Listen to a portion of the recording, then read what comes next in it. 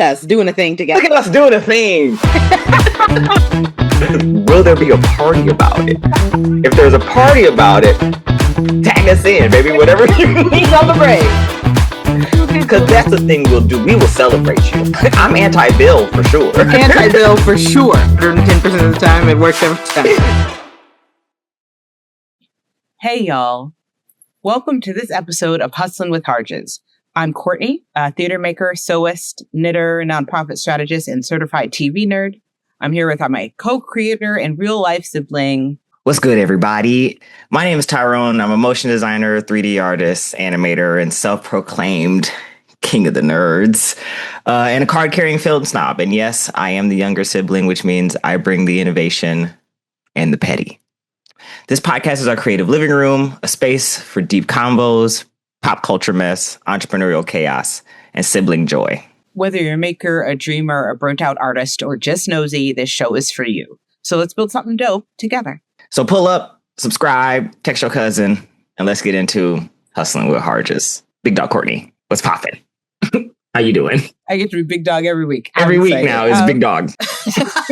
I am doing well, actually. It's been a really productive week. I'm getting to take a little bit of a break, which is nice. It's never no work, but it is, less work. Yeah, I'm trying to lean into it. I'm trying to lean into the nice weather. I'm trying to just engage with all of the joy and positivity there is to be had. That's very good. That's very good. You said nice weather like it hasn't been 1 trillion degrees in New York. We had a very cold winter, and this heat wave is rough. I'm not saying it's not rough, but I'm trying to engage with the outdoors and not just sleep on top of my air conditioner.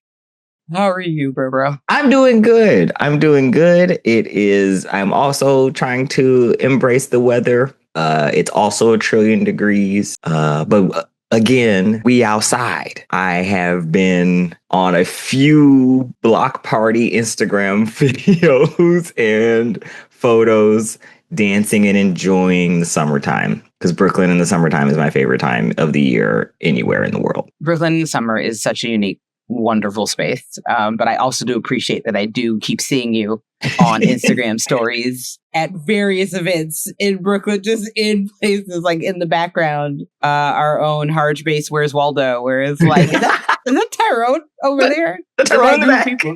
I thought he was still in the house. I love that I'm the Where's Waldo of the house. It's just like, again, scrolling. I'll be not quite doom scrolling. I'm going to call it, joy scrolling, seeing some positive things in the world. I like joy scrolling. I might just be rebranding doom scrolling, but I'm here for it. Kiki Palmer said that she is the queen of a reframe. A reframe. Yes, a reframe. I saw her on Jennifer Hudson's thing, and she was talking about it's not that I didn't get the part. It's that your movie will not be as good because I am not in it. And I was like, mindsets. I like this. Using the mental mind to reframe, to reshape, to know what happened. It's a skill. So yes, in the joy scrolling, I have definitely looked at some stuff and seen you in the back. Living my best life. Like, oh, hey, you're living your best life. So good. So you know what we got to do? We didn't do it last week. We got to do our sibling shout out. We got to come out the gate with the sibling shout out. Ding, ding, ding, ding, ding, ding.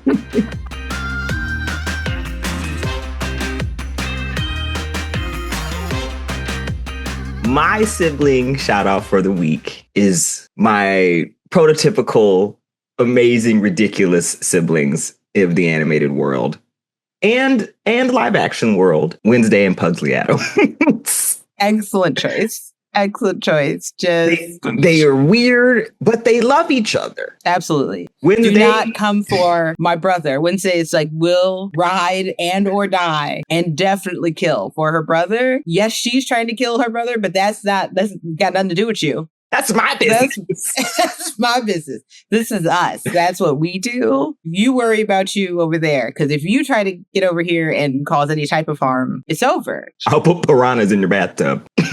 Okay. Absolutely will. Also, shout out to Wednesday season 2 coming up. Yes. Yes, I'm very excited about that. In a very different mode. My sibling shout out this week actually goes out to Reggie and Cheryl Miller. Because the clip of Cheryl talking about her 105 point game the same night as Reggie had like a 40 to 50 point game is just one of my favorites. And I love them both. They're so skilled. And I just appreciate that Reggie Miller is Hall of Fame basketball player, one of the greats, and not close to being the best basketball player in his family. As an older sister, I rep Cheryl Miller because she just straight up is like, no, but I'm better than him. And I love him, and I'm going to flame. He's going to get these jokes. He's going to get these skills. That's my brother. He is great.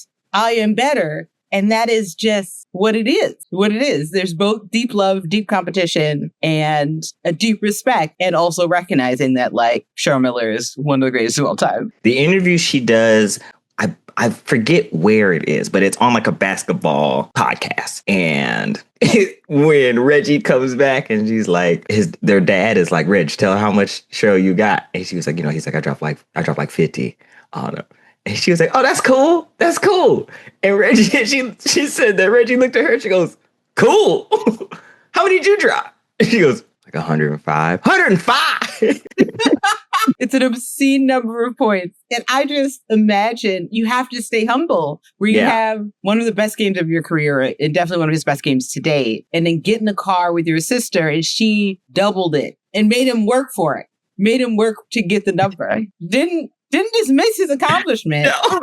You're just not as good as me. Nobody's saying you're not good. You're just not as good as me. And basketball games don't go over 130 points. Like, you got 105 points. Just what was that final score? 210? Like, what?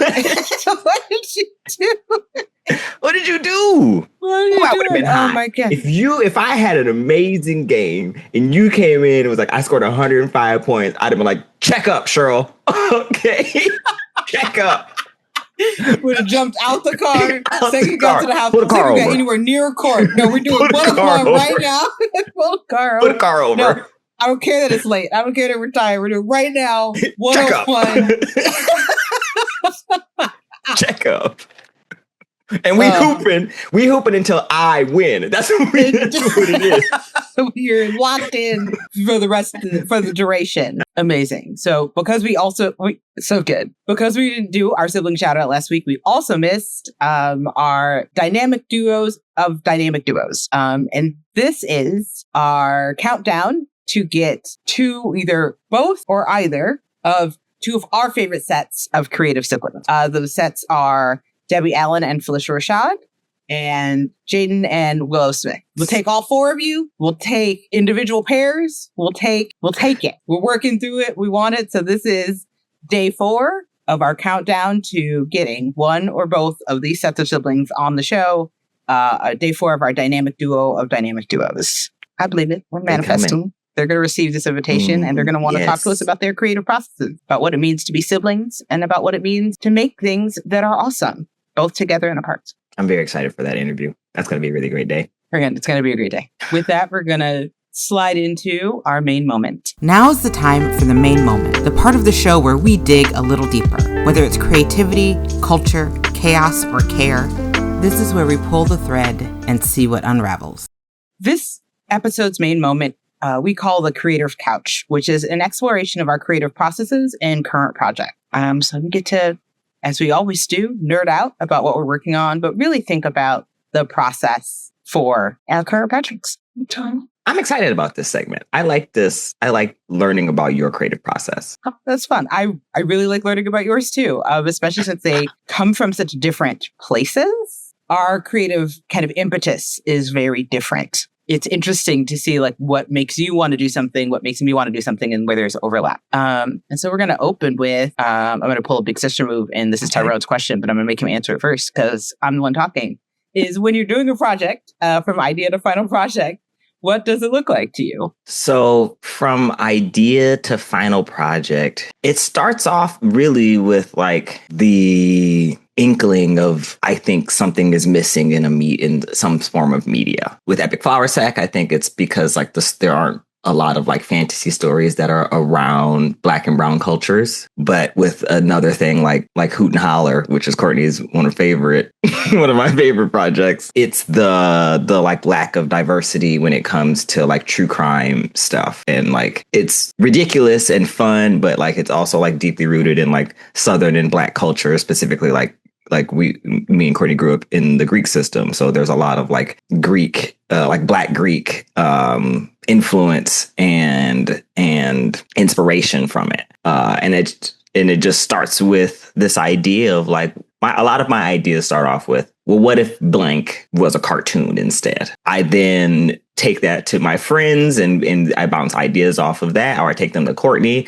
and I bounce ideas off of that. And then we kind of solidify a moment, and then that turns into writing treatments and developing characters and getting scripts together and like, you know, maybe like plotting out an episode. And then from that, I will take that to other people. I'll go back out to people again, and people will read it and let me know what they feel, if they need to change things, what's feedback off that. Go back into my lab, and then I'm working on like character designs and concepts, and like I'm really getting into like the world building aspect of it. Like with Epic right now, we are in the process of like, we've gotten all our characters redesigned by this phenomenal artist in Lagos named Genesis Williams. And we are now going through and getting character reveals and trailers done to potentially get a Kickstarter out in the next which is very exciting. But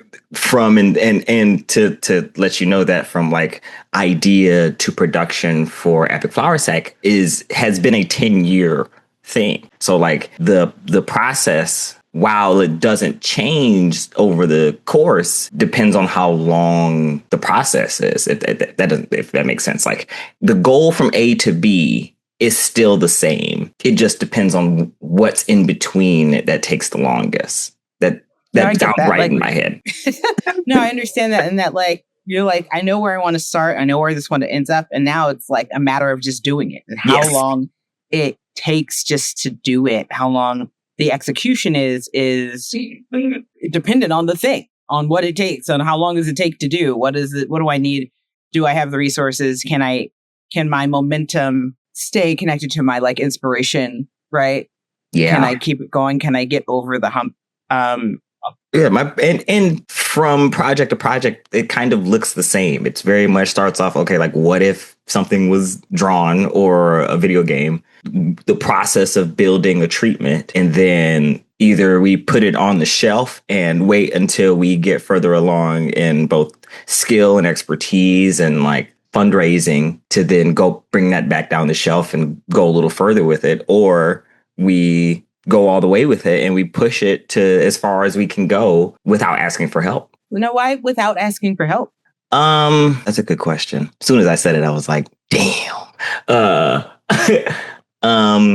I think it comes from this like concept that I want to have enough of it to show to feel validated. Like it's not just a like fly by night concept, but like this is like a real thing that I'm working on. And I think a lot of people will see an idea, especially coming from where we come from, like film and TV and gaming and stuff like that. They're respected, but they're not seen as like something that you can really eat off with, at least growing up. Now I haven't been back home in that sense, in that capacity in a while. So it absolutely could have changed. But growing up, it was very much like, okay, this is cute and everything, but the like, what's your real hiring. Yes, the post office is hiring. So I want to be able to show up with something that I'm like, no, we built this ourselves and we've just reached a point where we can't do anything else with what we have. Like we need help, as opposed to asking for help in the beginning when it still feels very infantile. All right. Yeah. Yeah. And it's a PT. That makes sense. I read the questions and then sometimes forget, oh yeah, I do also have to answer. You also have to answer the question. Because for me, the process is kind of the same, but the impetus can be very different. Kind of depending on what the type of project is. And so, working in theater, both and working in fiber arts, particularly textiles, knitting and sewing is very different just because they require different resources. But almost always, it really starts at, I want to play with something. And sometimes it can be, I want to try this new yarn. Like, it's like, okay, I want to make something out of silk yarn, or I want to make something that is just cobalt blue or marine blue. Those are my favorite colors, right? So it's like I just want something that is as blue as I can make it, right? Or it's, I want to try a new technique, or I want to experience a new texture. And so it's like, okay, well, what is the thing that would make me excited to try that texture? Or I also tend to buy fabric before I have a project. And so sometimes it's like, okay, here's a dress or an item or a shirt or something that I saw somebody wear. What do I have from my current stash that would make that thing happen? Like, make that thing interesting. Knowing it's like, okay, if I can't buy anything, I have to use what I have. What would I use? And that's helpful because it does help me like shop my own stash. It helps me use the stuff I already have access to. But it also just makes me think, what do I want to be wearing? What's something I want to try? And I will say this, as a plus size woman, I've been plus size for forever. It's wild to think about. There's a whole separate episode around really thinking about like why talking about the body and fat shaming of the early 2000s and what that meant to be a high school woman, a high school girl in that space, and what it did to just like how I considered my size, because I was much smaller then and probably unhappier with my body than I am. I have a lot more kind of acceptance and understanding of what my body is. I have a lot more celebration of my body, which is connected to sewing. And so sometimes the impetus for a sewing or a knitting project is to be, what thing can I make that I would look good for me, that I was either too afraid or too self-conscious to try before? Because buying clothes as a plus size person, just such a hostile act so often, because buying clothes in general can feel so, nothing off the rack is made to fit anybody. It's a thing, the sizing is made to mostly fit many people, as opposed to something that fits any one individual well. And so sometimes it really is just like, what can I buy, or what can I make? Excuse me. It's what can I make that I can feel comfortable in, that I know will fit, and that maybe can just expand my style a little. So sometimes that's where my idea comes from. And so it's like, all right, I want to try this thing that I know I won't be able to buy somewhere because, not only am I plus size, not only am I, and I use fat and plus size kind of interchangeably. So not only am I fat, and I'm short, and I'm okay with that. I'm 5'3". And again, I love my body. I love being in it. But plus size clothes in the mass market tend to emphasize these giant florals, or they tend to assume that plus size is also tall, which means that like things that would fit me like around drown me because short. So when I'm conceiving a new kind of clothing project, it really is about, what is the look I want to play with, knowing that I've kind of solved, or at least can understand fit. I know it's going to fit me. So now what do I want to wear? What do I want to feel sexy in? What do I want to play with? Where like when I'm shopping or when I'm trying to buy clothes, it's like, I don't even know if it's going to fit. So I'm going to play it safe. And so being bolder, and again, from, start to finish, as far as like a project goes, really frequently is about like, what do I want to wear? What is somebody in the world wearing that I like? And how can I make this work for me, using as many of the resources as I already have as possible? And then a lot of times from there, it is just doing. And I tend to run at projects until I hit a wall, and then I try to find a solution to get over that wall. That was beautiful, man. I love that. I love that your process is personal. I feel like a lot of people's processes are professional. I do this because this will get me here, instead of like, I do this because this is how I feel. I feel like my process started professional and then became personal. Because like it very much is, it used to be like, okay, if I do this, then I will get X. And now it's, I do this and now I feel X. And it feels more spiritual, and like it feels more emotional when I complete a project now, and not so much just like this is just a stepping stone to something else. This is gonna sound, sometimes I'm afraid this sounds disingenuous. As I admitted in our last episode, I love attention. I like applause. And again, it might sound, I don't know, in contrast to that, in that I rarely do creative things for other people. And frankly, I think sometimes to my deficit, because as much, and I very much, I want to understand an audience experience. Like I'm not the type of person who disregards audience experience or disregards feedback, but my creative pursuits are almost always self-motivated. And I would like people to join me on them. I sometimes struggle with being motivated by what motivates others. And I don't want to sound like I don't have empathy, or I don't want to sound like I don't care or have connection. Because that's not true. I feel like I'm terrible at guessing what other people want. I'm really responsive to the things that people say they want. If somebody's like, this is the thing I like, I was like, oh yeah, I think I know how to do that. I know how to get that. It's one of the reasons why I love feedback. And we talked about this, in previous episodes. I do love feedback. And I feel like part of why, frankly, I think I'm good at feedback is because I can receive all of it and then use discernment or my own practice or my own lens to determine what of that feedback is actually actionable for me.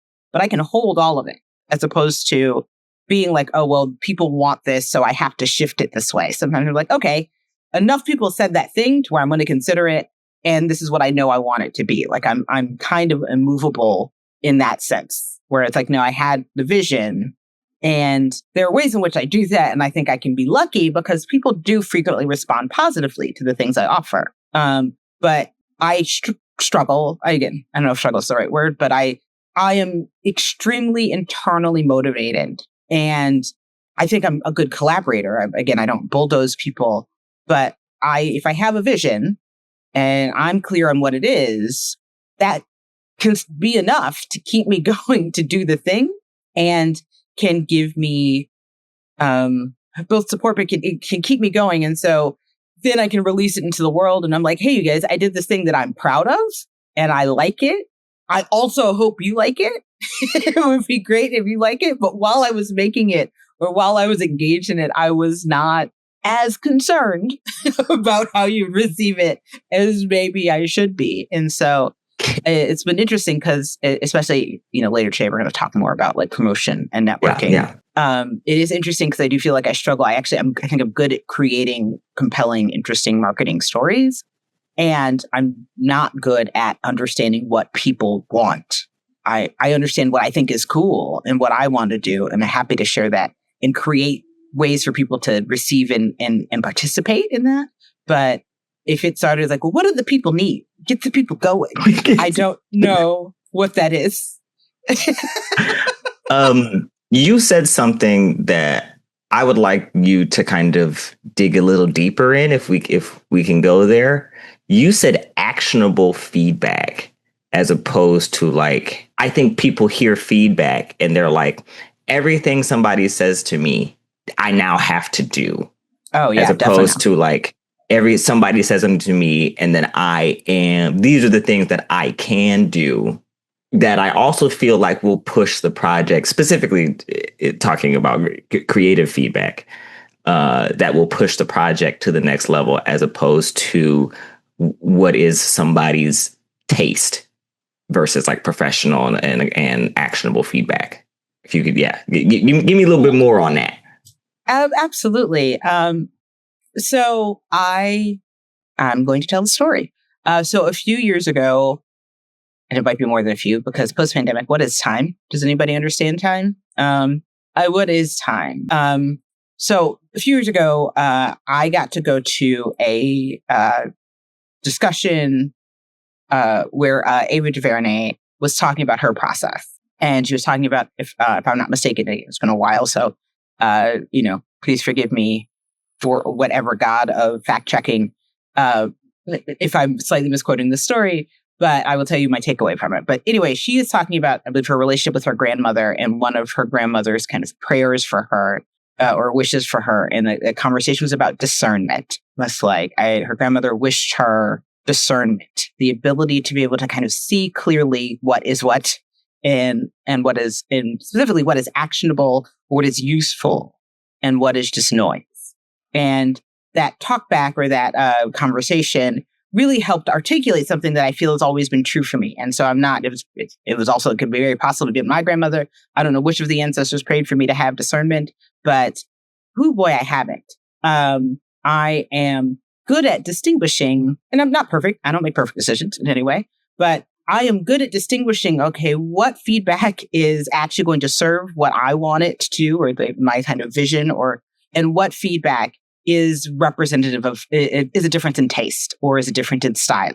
Like, for example, one of my partners, an amazing man, he is a minimalist by trade. Like his style is minimalist. And my style is maximalist. I like all the things all at once, right? We've been together a very long time. And so one of the ways that we have gotten better at giving each other feedback is we don't go with, okay, it should have more or it should have less. It's always going to have, if he does it, it's always going to have less than I think it should. And if I do it, it's always going to have more than he thinks he should, right? And so we both know that that's valid feedback. Sometimes we can hear it, but we also just know that like our taste barometer around that is different enough to where we don't even give each other that type, right? Our feedback or our conversations, or if we're talking about something creative or just an idea, is just focused on other things, not like, all right, you should do less or you should do more. It's, maybe we can change this, or this is the shift you can do, because like, it's always going to be too much for him and it's always going to be not enough for me. And really being able to understand, one, who is this feedback? Who are the people you respect, frankly? Like, I don't really take feedback from people I don't respect. It doesn't have to be people who agree with me, but like, if I don't like the way you move through the world anyway, if I don't like how you operate just as a person, it is very hard for me to receive anything you say as impacting the project in the way I want to, right? No, that's super real. That's like, super real. If I don't like how you are in the world, why do I want to do more things like you? That don't make sense to me. that math doesn't math.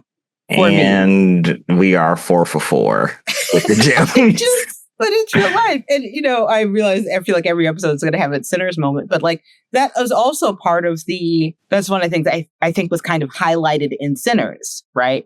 Remick wanted the music. He wanted to be present. He wanted to consume it, to have access to the things. He appreciated, and he thought he was offering helpful feedback.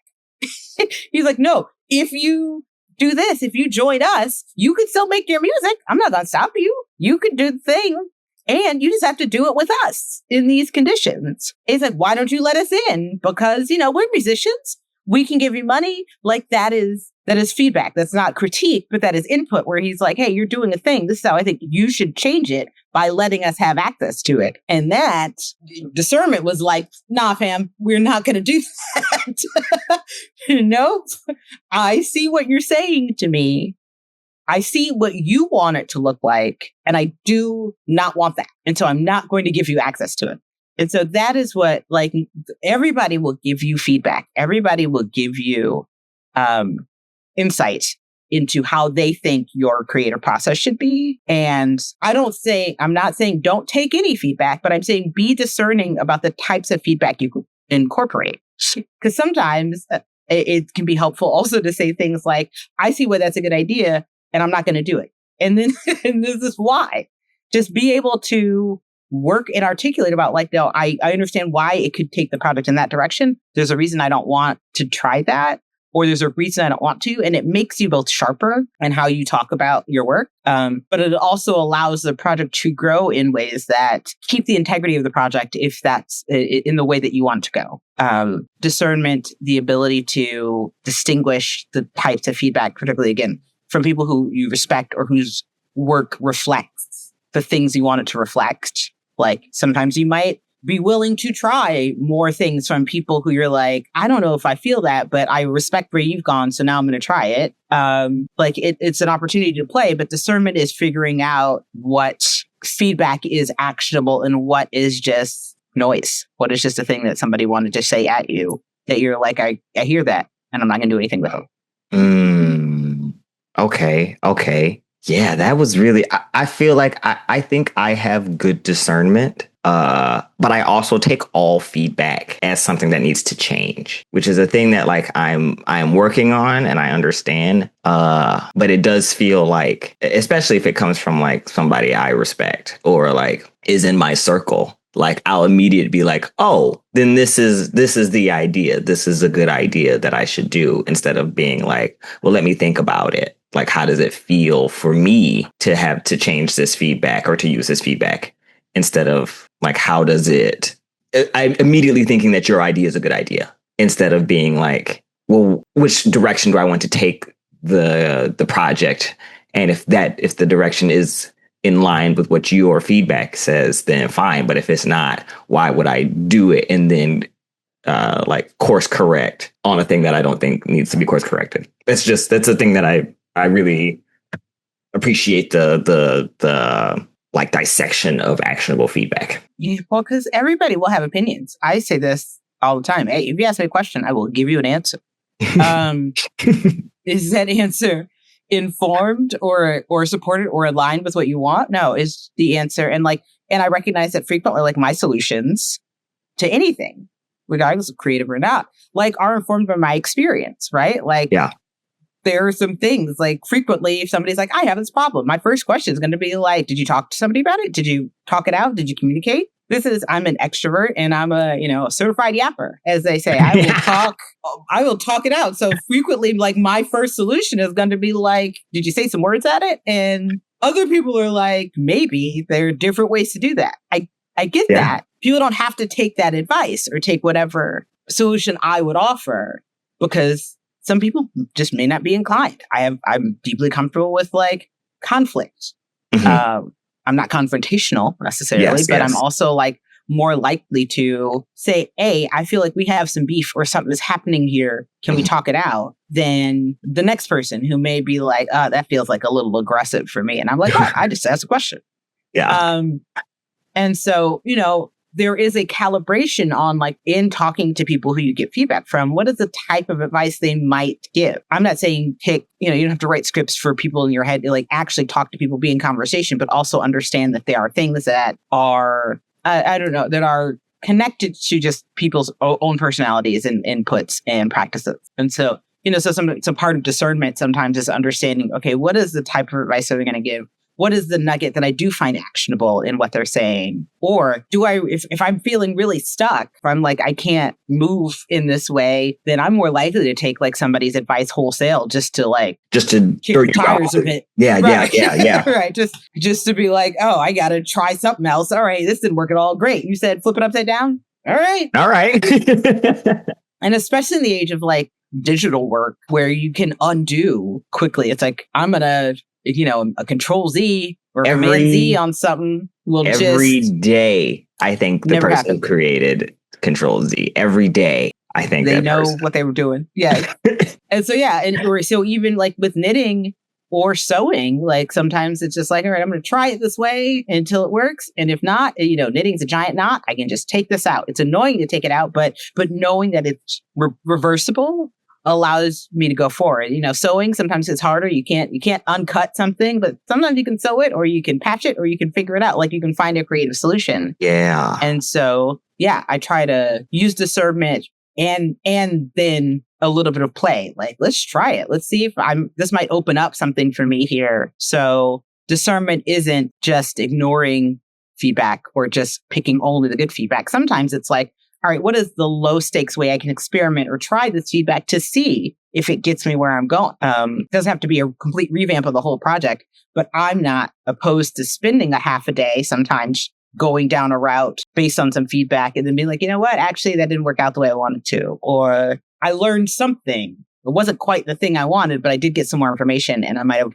picked up a new skill or picked up a new practice or just a way to think about it that can then go back to the majority of the project. Like it can all be valuable. It just doesn't all have to be like, all right, this is the direction of the project now. Right? This bit of feedback is the only bit of feedback, I love that. I love that so much. I think I think that's going to help a lot of people. I think a lot of people don't have the discernment that, or the idea of what even discernment is. Like, and I think you articulated it in a really great way that like anybody can kind of be like, oh, you know what?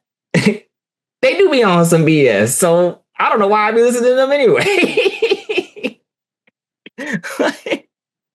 Or like, oh, I really enjoy the way this artist moves. And like, I respect their opinion on stuff. Maybe I will ask them something.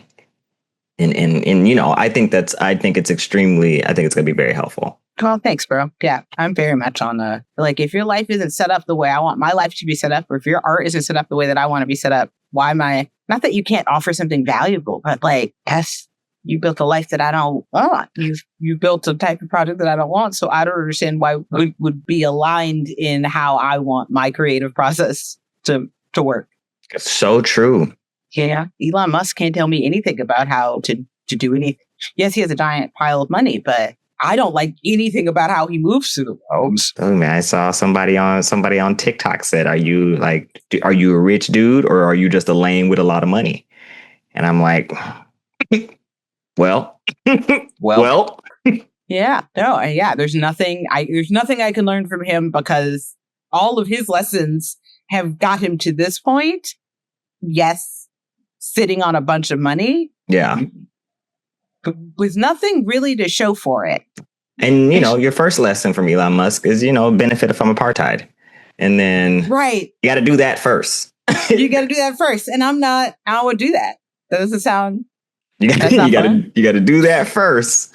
And then everything else you can do. And yeah, none of it. And so like, but just as an example, yeah. So like not taking feedback from people I don't respect is real. And I think the not caveat, but the bonus point on top of that, especially working with hustle culture, is regardless of how much money they have. Like, I'm not dealing with somebody who I don't respect, regardless of how much money they have, regardless of what their look of success may look like to me. Like, there are tons of people that I follow on Instagram that have the like motivational things, you know, the hustle culture. And like 80% of the things I listen to, I'm like, okay, one, you guys are all saying the same thing, which is fine. But there are a few people that I follow that are even smaller group of like Black men in this space that aren't like super dude bros. That I'm like, okay, what you're saying, I kind of rock with. And even then, and as I'm saying it, I'm realizing that my discernment is stronger than I think it is.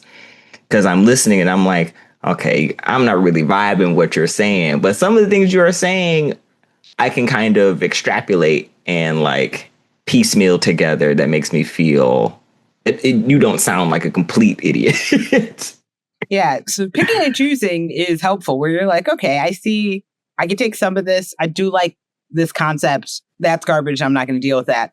And then you get to move how you want to move. Yeah. You get to go in the ways that like feel aligned and informed for you. And that is where discernment shows up. Well, I guess I'm more discerning than I thought I was previously. You got it. You make a lot of great decisions. And, you know, and again, a willingness to try or be curious and see how you could incorporate feedback is always healthy. It's just worth it to know, like, okay, who am I going to change my project for? Who am I gonna, if there's a heart, it's a thing that I know that needs to be there. Like, who am I gonna change that? Something on the periphery or something that's like, oh, hey, I could just try this. I could add this on. It doesn't like change the core.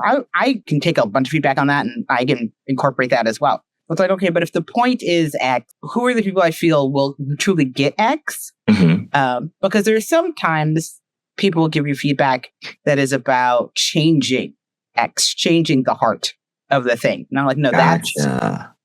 That's the core. That's what I want it to do. And some people are like, oh, well, you know, I don't know if I like that. I hear that. I respect it. But we're doing that. Again, to go back to the internal motivation. That's the thing I want it to do. Mm-hmm. So that's the part that's not going anywhere. Or I want your feedback to tell me if it is doing that hard enough. And if your response is, I don't think it should do that at all. cool, then you're just not the feedback partner for this project, whatever that project is. Yeah. And, I think people see that as when you hear that, you hear, oh, my project is not good. And especially if it's coming from somebody you respect, if it's like, oh, I don't like this, you're like, but this is the heart of this is the heart of the project. This is what the project is going to, like, I'm building the project around this. And then somebody tells you that, like, oh, I don't like this part of the project. I think people take it really to heart in the sense of like, oh, maybe this idea isn't good then. And I say people, I am definitely one of those people who like hear that and be like, oh, well, okay, this idea is not great then, because somebody I respect sees it and doesn't see the heart of it. So many thoughts on that. I understand that it's a real thing. And it's also sometimes people don't see the heart yet, I was muted when I said my real loud. And so, so I'm mad that it didn't come through. I appreciate the mute out of respect. But it is that sometimes people just don't see the heart yet. Because I think we've all experienced it. If you've been a creative person where you're like, I don't know if I get this. I don't know if I understand it. And I actually think the thing I talked about in last episode, Haunted, that book, where it's like, I don't really read horror. I hadn't read other Palahniuk books when I'd read that. And afterward, I ended up reading 4. Just choke lullaby, a few others. I think I did not read Fight Club, but anyway, that's not the point. The point here is that book. I still, again, 20 years later, talked about. I'm still not sure I got it. I still don't know. And if somebody had pitched it to me, I'd have been like, what type of violent garbage is this? Like, I wouldn't have been a good, not that it's nothing I've ever tried. I wouldn't have been a good agent for Chuck Palahniuk, right? You want to sell this to people? Right. I'd been like, I can't. I'm not good at it, right? I actually have, similarly, I think about the musical Hair, where I was like, reading that on the page, I would have had no idea. I would have been like, this is a nonsensical mess. Is there a plot? Something kind of happens. And things do happen, but it just feels like a collection of, like, I don't get it. And then I saw it and I'm like, oh, yes, this makes a lot of sense to me now in this experience, but I would not have been like the appropriate shepherd to steward it from page to stage. And so understanding that, like realizing that somebody you respect not getting your project isn't necessarily saying it's bad. It is saying they don't get it yet. And I love having those conversations because to me, that feels like, especially if I really believe in the heart, if I'm like, I want you to get it, I want to know what you're missing. What don't you see? Why is this a challenge? Where you're not getting through? And you may get to the point where, they just don't get it. And like, not every piece of art is for everybody, even with people you respect, but it is worth it to me. I get just excited to have those conversations, be like, what are you missing? What's the information you need that would help you get there? What is the thing that stood out to you? I also love to ask people, if I'm in conversation, what's the moment that you keep coming back to? Sometimes it's good, sometimes it's bad, but there's a thing where you're like, why didn't that work? Or I like it. To me, those feels like the moments where there's something there that may need just refined or need to be edited or touched up a bit. Oh, I love that. I love that so much. I also really love those conversations, like the conversations of being like, okay, you don't get it. And the not getting it yet is really important. But the idea of like, okay, you don't get it. What can I say, but like, what information do you feel like is either missing or something that can be a topic that can be brought up that you would feel like you get it. And I that's a really great point. Look at us talking about our creative process. We've been here for a second, but I would like to ask one, maybe 2 more questions. For sure. I guess, and I feel this feels connected to discernment, which is, so what's a tool or technique you've tried that did not work for you? This is going to be controversial, specifically in the 3D community. I don't like Blender. I don't like Blender. I don't like it. I love what it does, and I love what it does for the community. And to quote Eddie Murphy from Raw where he's talking about the moonwalk. He's like, I don't like it because I'm not good at it. That's why I don't like it. I don't like it because I'm not good at it. Because it kind of flips what I know on its head. And so like I see all the cool, great things people do in Blender. And then I open Blender and I look at it and I just want to punch my computer in the face. Because I don't. Oh, so you out here hating. You hating from outside the club. That's really what it is. I'm really just hating on the outside, being like, everybody is so talented. And I open Blender and I want to delete it from my computer immediately. Because it forces you kind of to be a full-on creative in the way that I don't feel comfortable with. And I don't know why. I see your face. I don't know why. I don't feel comfortable with it. So don't ask. I don't know why. I have no reason behind it. Fine, I'll let that pass. But I have gone back to Blender numerous times to be like, I can do this. And then I'm at it for like 3 months and I'm like, this is stupid. And then I don't want to do it anymore. But that is not saying that is a bad tool. It is a phenomenal tool. It is a free software that people are making Academy Award winning 3D animated films in. So like, it's easily user error like a mug. But like, as opposed to like a tool that I've tried and does not work for me, it is Blender. And I'm sure it's going to be Blender for at least another year until I really sit down and like, okay, we're doing this. We're making something and it's going to look cool, but that's it. We're not, this is not becoming major pipeline stuff yet. I'm sure I have something. And the thing that came to my head, but it's not as satisfying an answer, is this is also very specific, but it is lace. It's knitting lace with lace weight yarn. It's so delicate. You work so hard. And to me, it feels like knitting backwards. Like, I feel like, I was like, how did I work on this thing for 3 hours? And I feel like it's a half an inch shorter than it was when I started. I've made one thing using a lace weight yarn because I wanted to make this delicate scarf.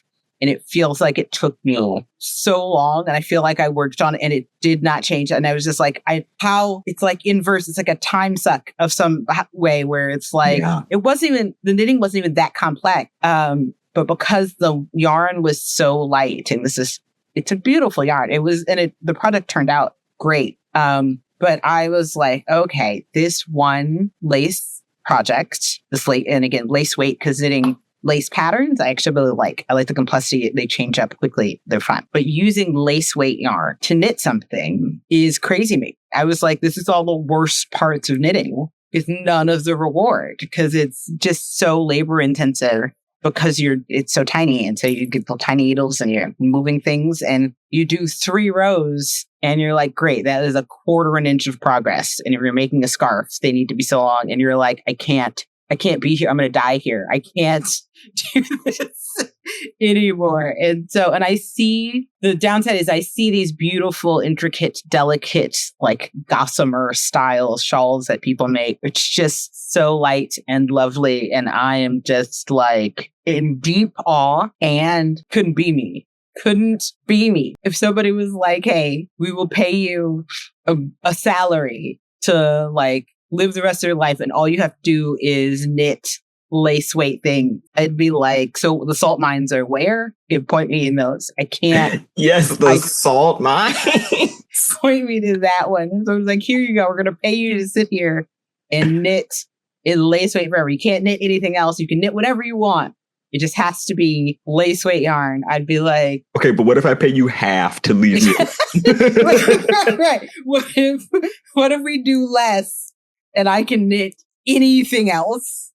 Anything else? Okay. I'm gonna have to think about it for far longer than is reasonable. Because what? You can't do it. That is so yes, that is a technique I tried. I finished the project.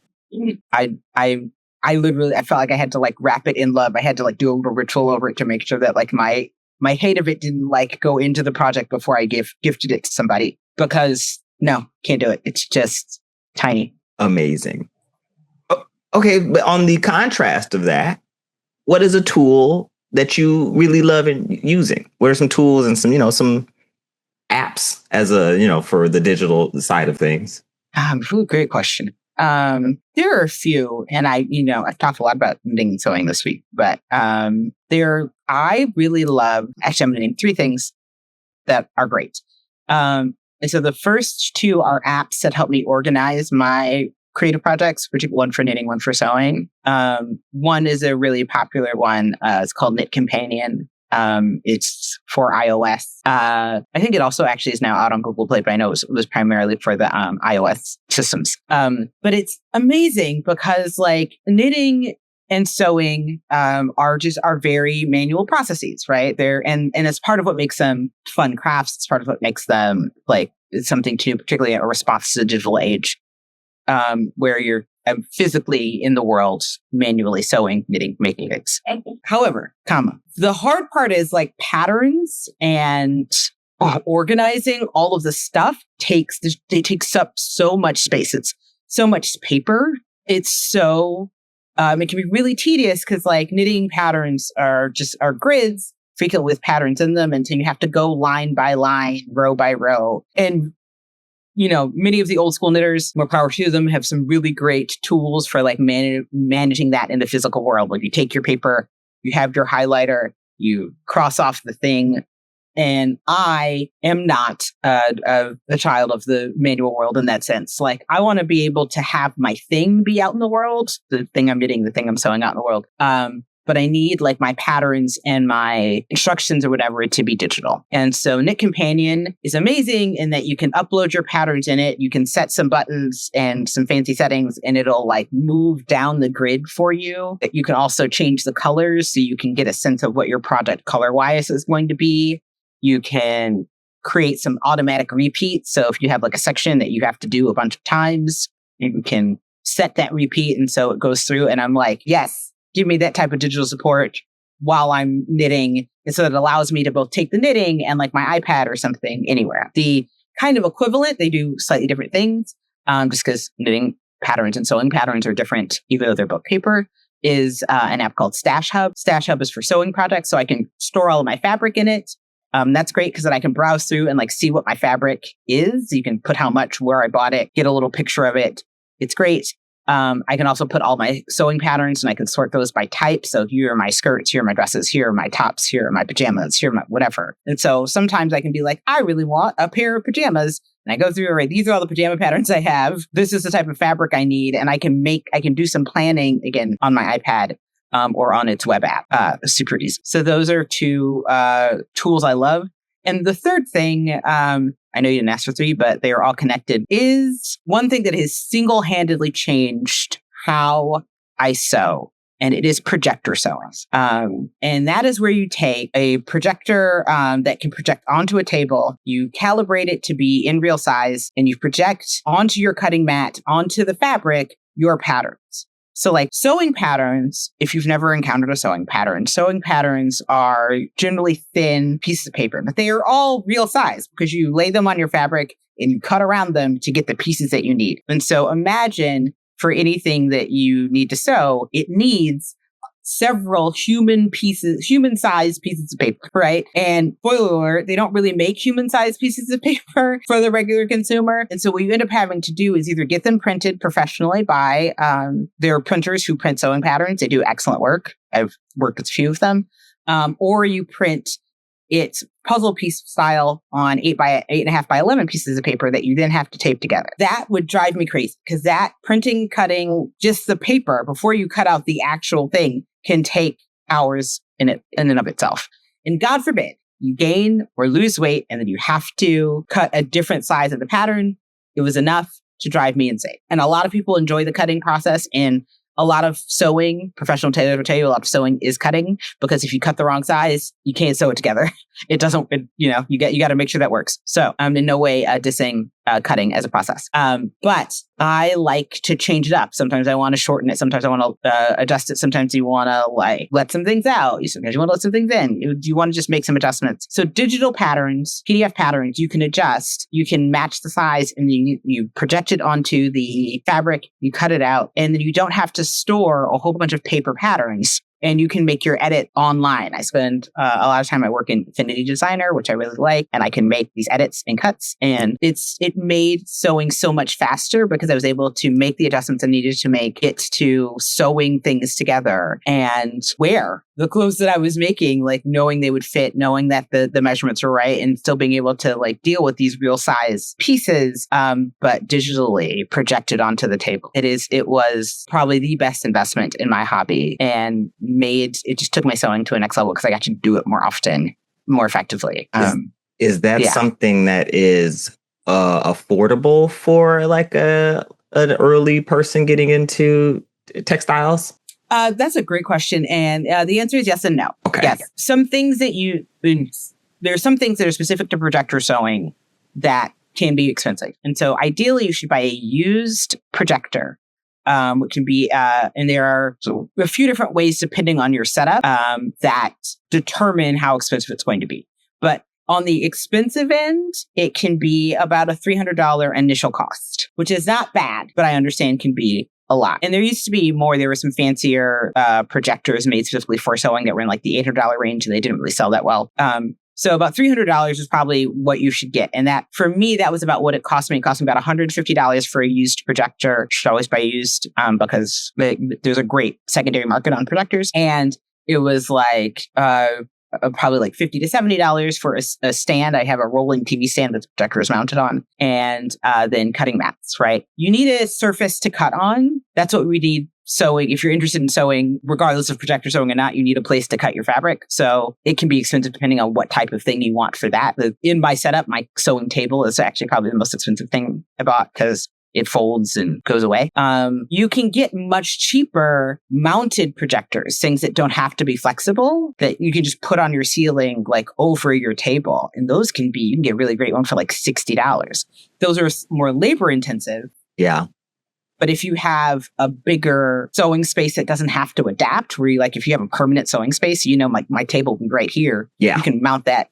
You can mount that on the ceiling. Here's where your table is. You can get a whole setup for literally like $75 or less.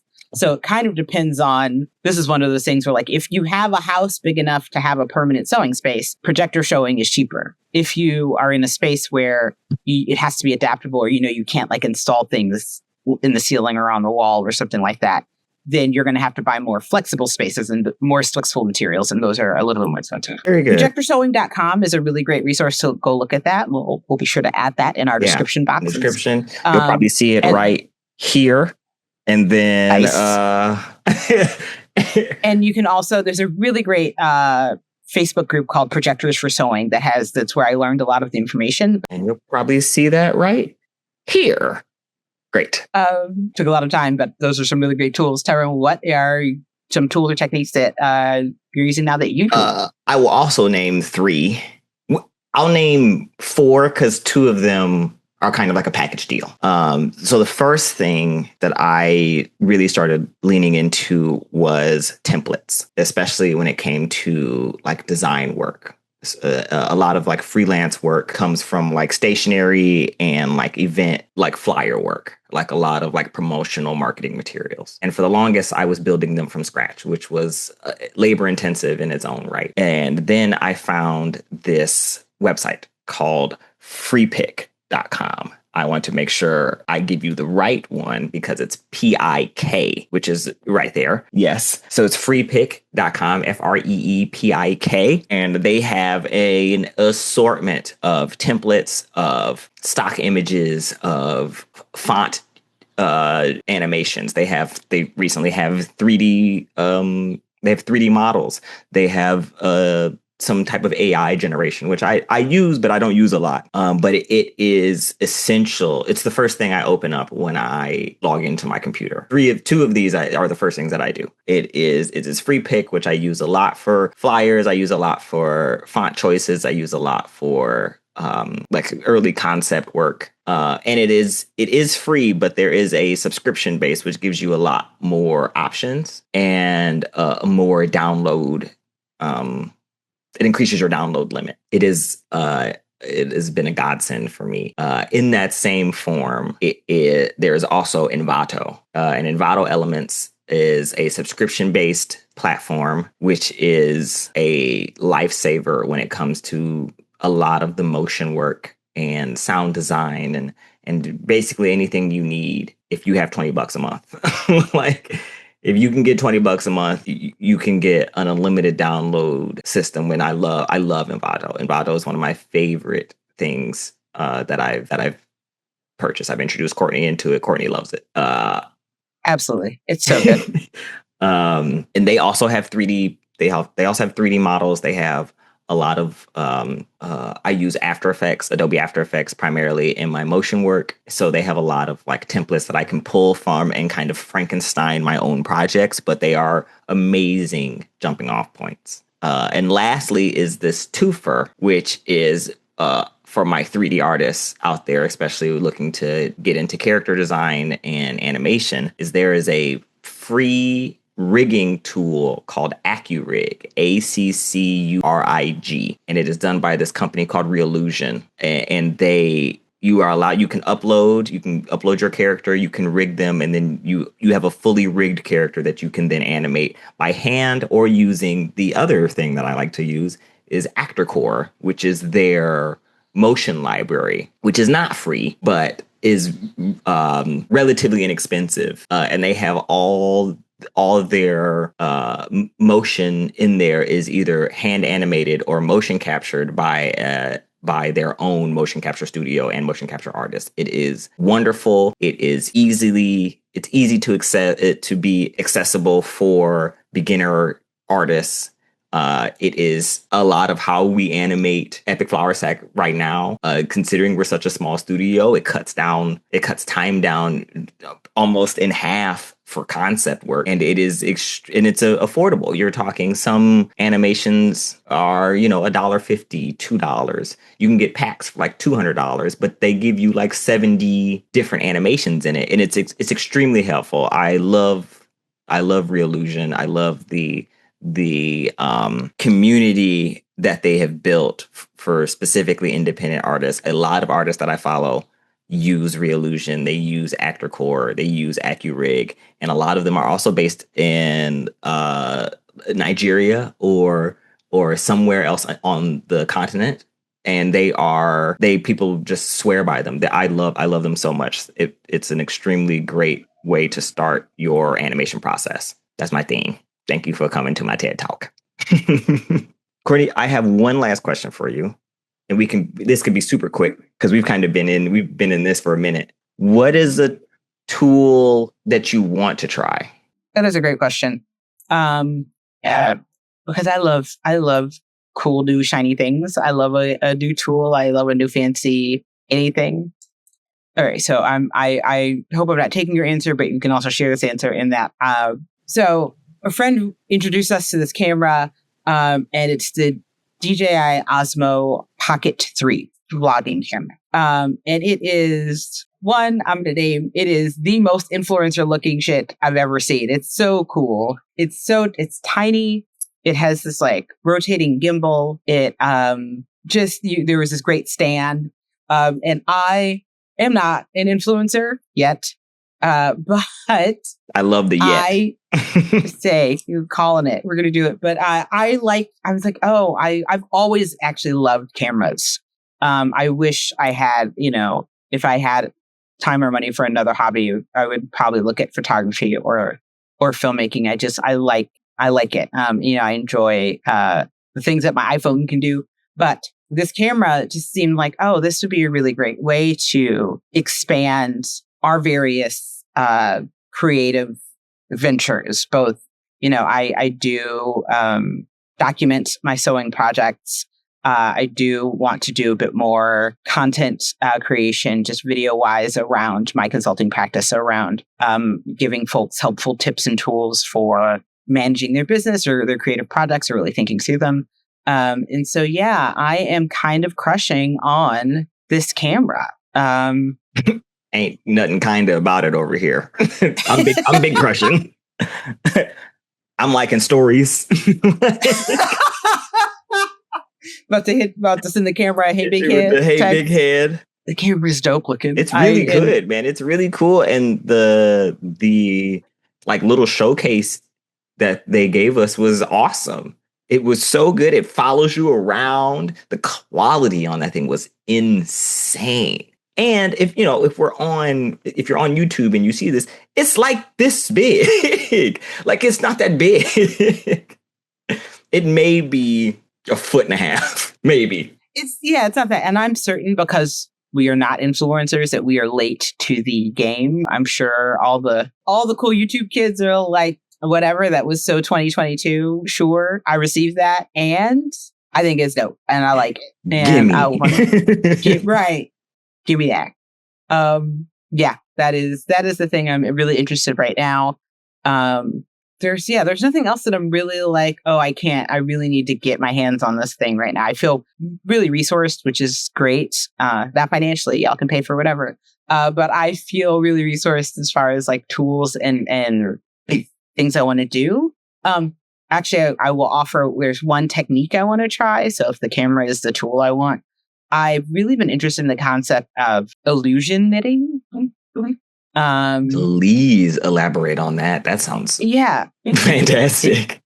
It's so, and I'm only kind of certain I understand what it is. But it's where it's a knitting technique where you are holding, I believe it's kind of multiple strands, but you can knit in ways where the texture creates a shadow.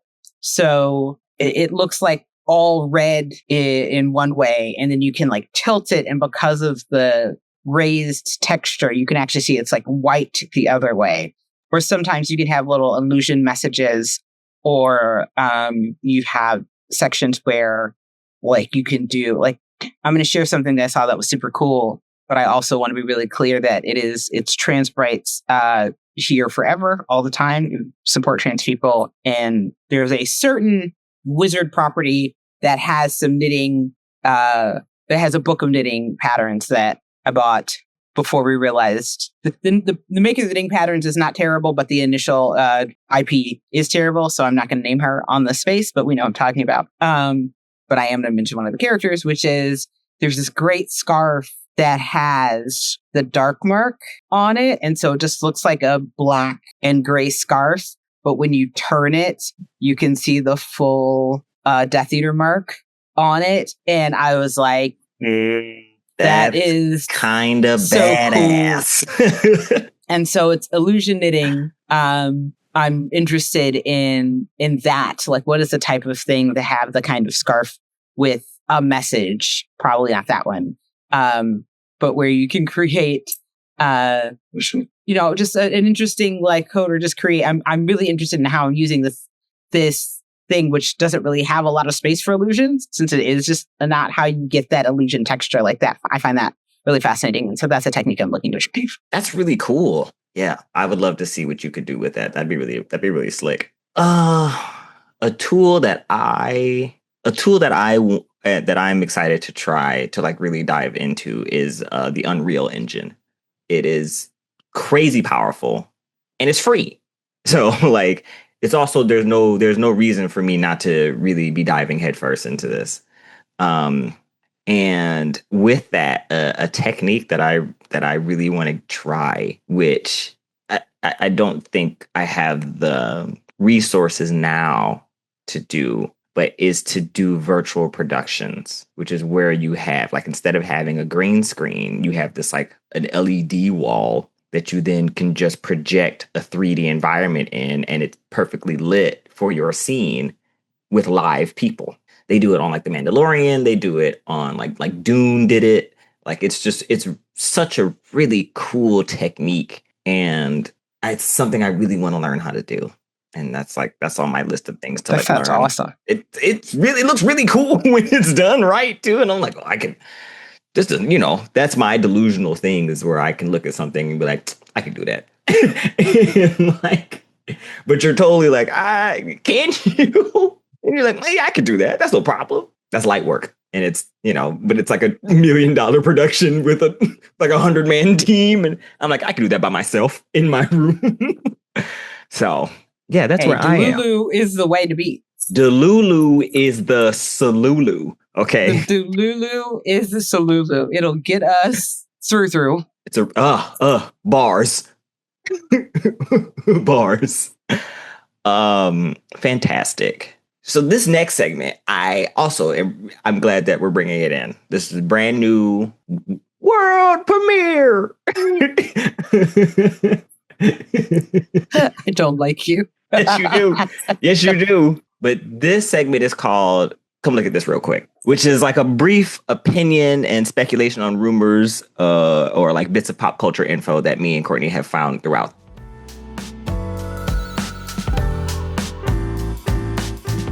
We got a couple things that we want to talk about because we have opinions. We have opinions. We're going to be clear. This is some stuff that just showed up on the internet. Did we fact check it? No. Not even a little bit. Are we going to? Probably not. No. Is it what people are thinking about? Is it this is just what's happening on the internet? Something that we're looking at real quick and offering our insights on. And particularly in our feeds. This is not like it may not be what y'all are talking about. It may not be what y'all are talking about. But we're here for that. We're here for it. So the first thing come look at this real quick is, in general, it's the Bond speculation. Mm-hmm. Who is going to be the next Bond, right? I do feel that, and I realize there's a lot of the internet that also feels this way. This Aaron Taylor Johnson Bond run is, I think I want it. That's what I'm feeling. I'm into it. I want him to have a franchise that sticks. Because the franchises, he does great work. And then they're like, okay, here's your Rolex. And you're like, but no, we just I don't want us to make another movie. It's like, it's great. No, it's so wonderful. I'll give you a call. Like, it feels like he does a decent movie. And then they're like, no, that was fun. But yeah, don't call us. We'll call you. It's fine. And he keeps getting movies. I want him to keep getting movies. I do enjoy Aaron Taylor Johnson, but it just feels like he can't quite that curl. Can't quite curl. But I like him as Bond. I think it could be good. I would want that. And there are some rumors that might not be. I mean, whether or not it's going to be him or not, it's still a rumor. But there are also some new rumors about it. Folks coming in. I've heard one, Tom Holland, Spider-Man. I do love a Spider-Man. I don't want him as Bond. I don't. Really? Yeah. Why? I think you could do it. I think, and it's one of those things where, like, I'm not going to be angry about it. I'm not going to be like, no, I just. Right. Neither one of these niggas paying a bill here, so it's fine. Right. There's that. But it's, there's sometimes where, like, castings that make you angry. Spoiler alert, Tyrone's about to say Sheriff Pat's casting that makes him angry. But that's, that's not here. But this isn't a casting that would make me angry. I don't want him as Bond. I think Tom Holland, is a great actor, and I think there are things he can do that we haven't seen him do.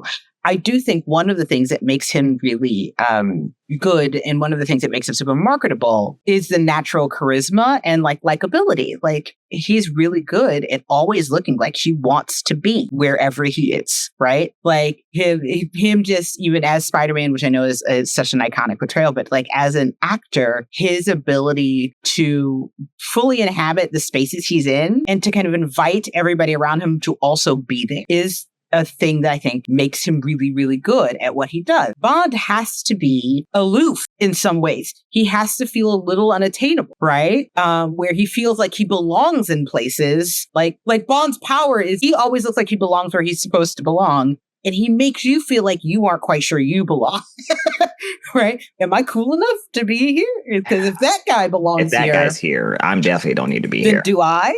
And that level of distance is part of what makes Bond an effective archetype of character, right? He's a little, he has to feel kind of like not a real person. Yeah. And I think, again, Tom Holland's appeal is how much of a real person looking at ridiculous things he is. He's so good at being like, this is how a real 16-year-old would encounter an alien. This makes sense to me, right? This is what happens if he's in space. This is what happens when he is trying to fight giant illusion robots. Like, you very much feel like that guy is a guy I know, and that's how the guy I know would react in this space. And Bond feels very much like that's a guy that nobody knows. He is too cool and interesting to have friends. And I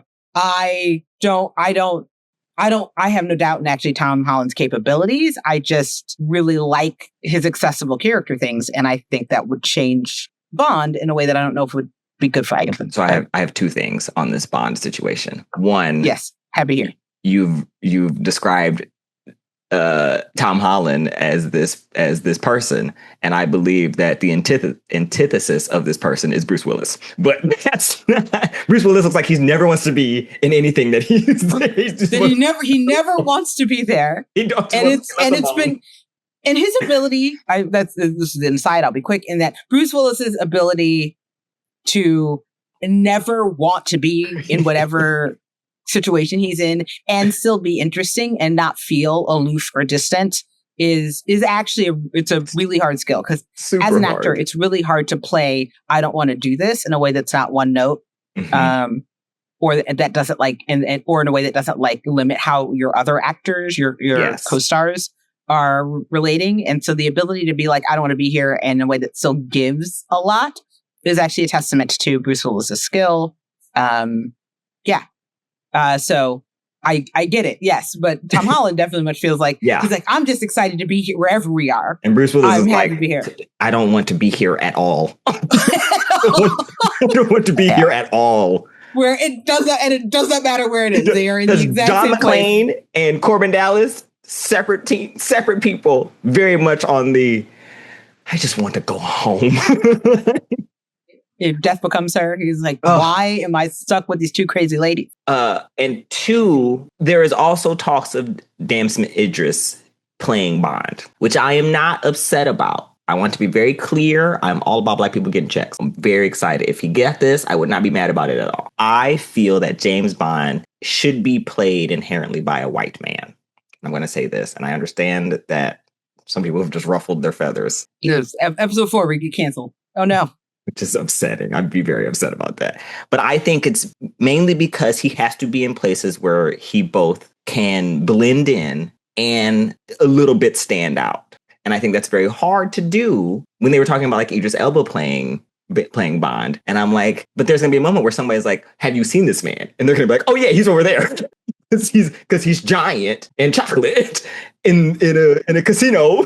There's a lot of white people.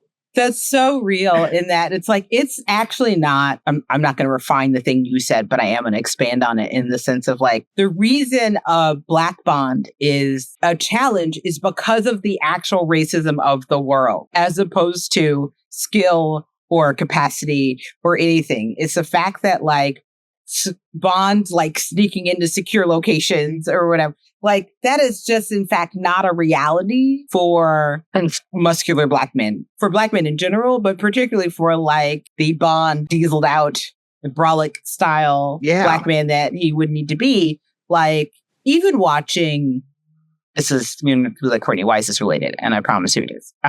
Even watching, like we watched the opening to True Lies a little bit ago, and you know, in those very opening scenes where Arnold like sneaks into that party from the scuba suit in this, right, and is in that beautiful tux, people still notice that really large man in the space. The inciting incident in that really is Tia Carrere's character going like, I don't know you, and I'm certain I would know you because you're giant. You're a wall. You're a big man. Let alone, you know, he's white. Arnold is white. So he fits into that space with other white people in obviously. And so I just feel like that adding a Black man, adding anybody, frankly, who's not a white male into these spaces because of the ways non-white people are treated in these spaces make a non-white Bond a writing challenge that is real. And so if humans were better, a Black Bond would be amazing. A Black Bond would be amazing. And both Idris Elba and Damson Idris would kill it. But the reality is it's hard. Anyway, it's hard. This is your point, but I'm just on it. I appreciate the cosign. But that's what it is. And like, it's never been, oh, they can't do it. It's like, you can write it. Is it going to, the world is trash. So is it going to be believable enough? Again, let's take this True Lies part. Let's say that True Lies was actually starring Denzel Washington. So we dive in, we have the scuba gear, we may dispatch somebody, we go into the thing, and then Arnold is immediately barking orders at people to blend in like he's management. You, Denzel Washington, you're not going to be managing nobody at this party. That conversation, especially in the 90s, he would transition from being like, I'm a party guest to like, oh, I'm a server, blending in through the crowd. Or the ever illustrious exotic African prince. Yes.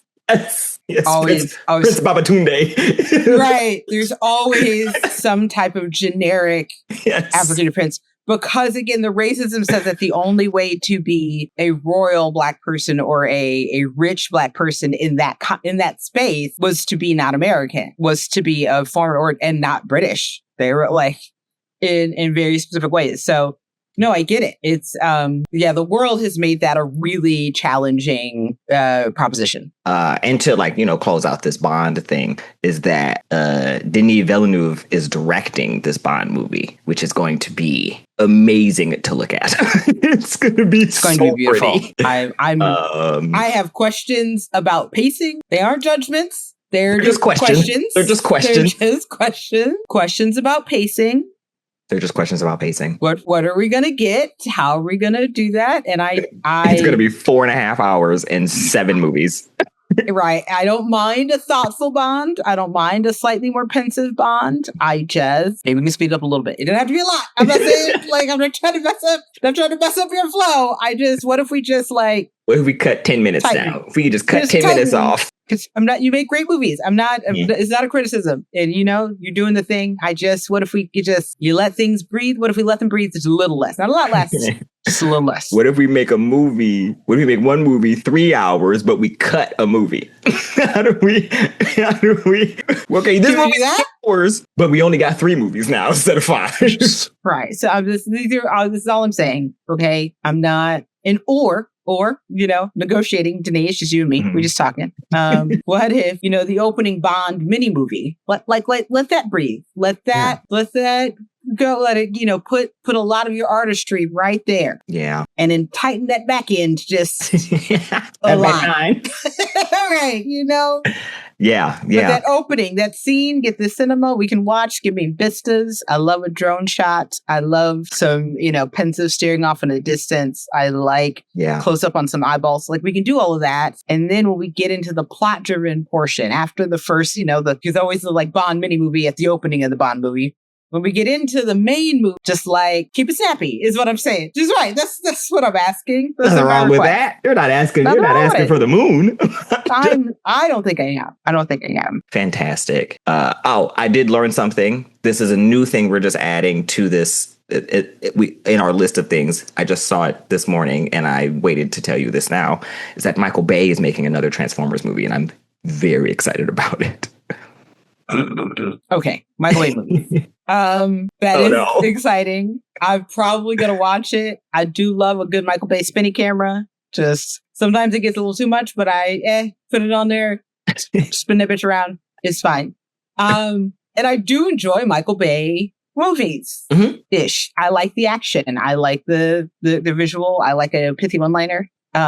So I'll watch it. The Transformers movies, we keep making them, and I'm uncertain why, because they feel expensive and not great. And I haven't quite figured out the thing, but I'm not the one doing the math.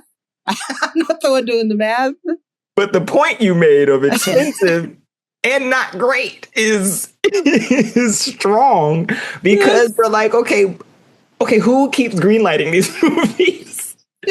Who's making these decisions? And I'm not mad at it. I just don't know. And maybe they're just making more money than I understand, but it feels like they cost a lot to make. They take 3 years to promote.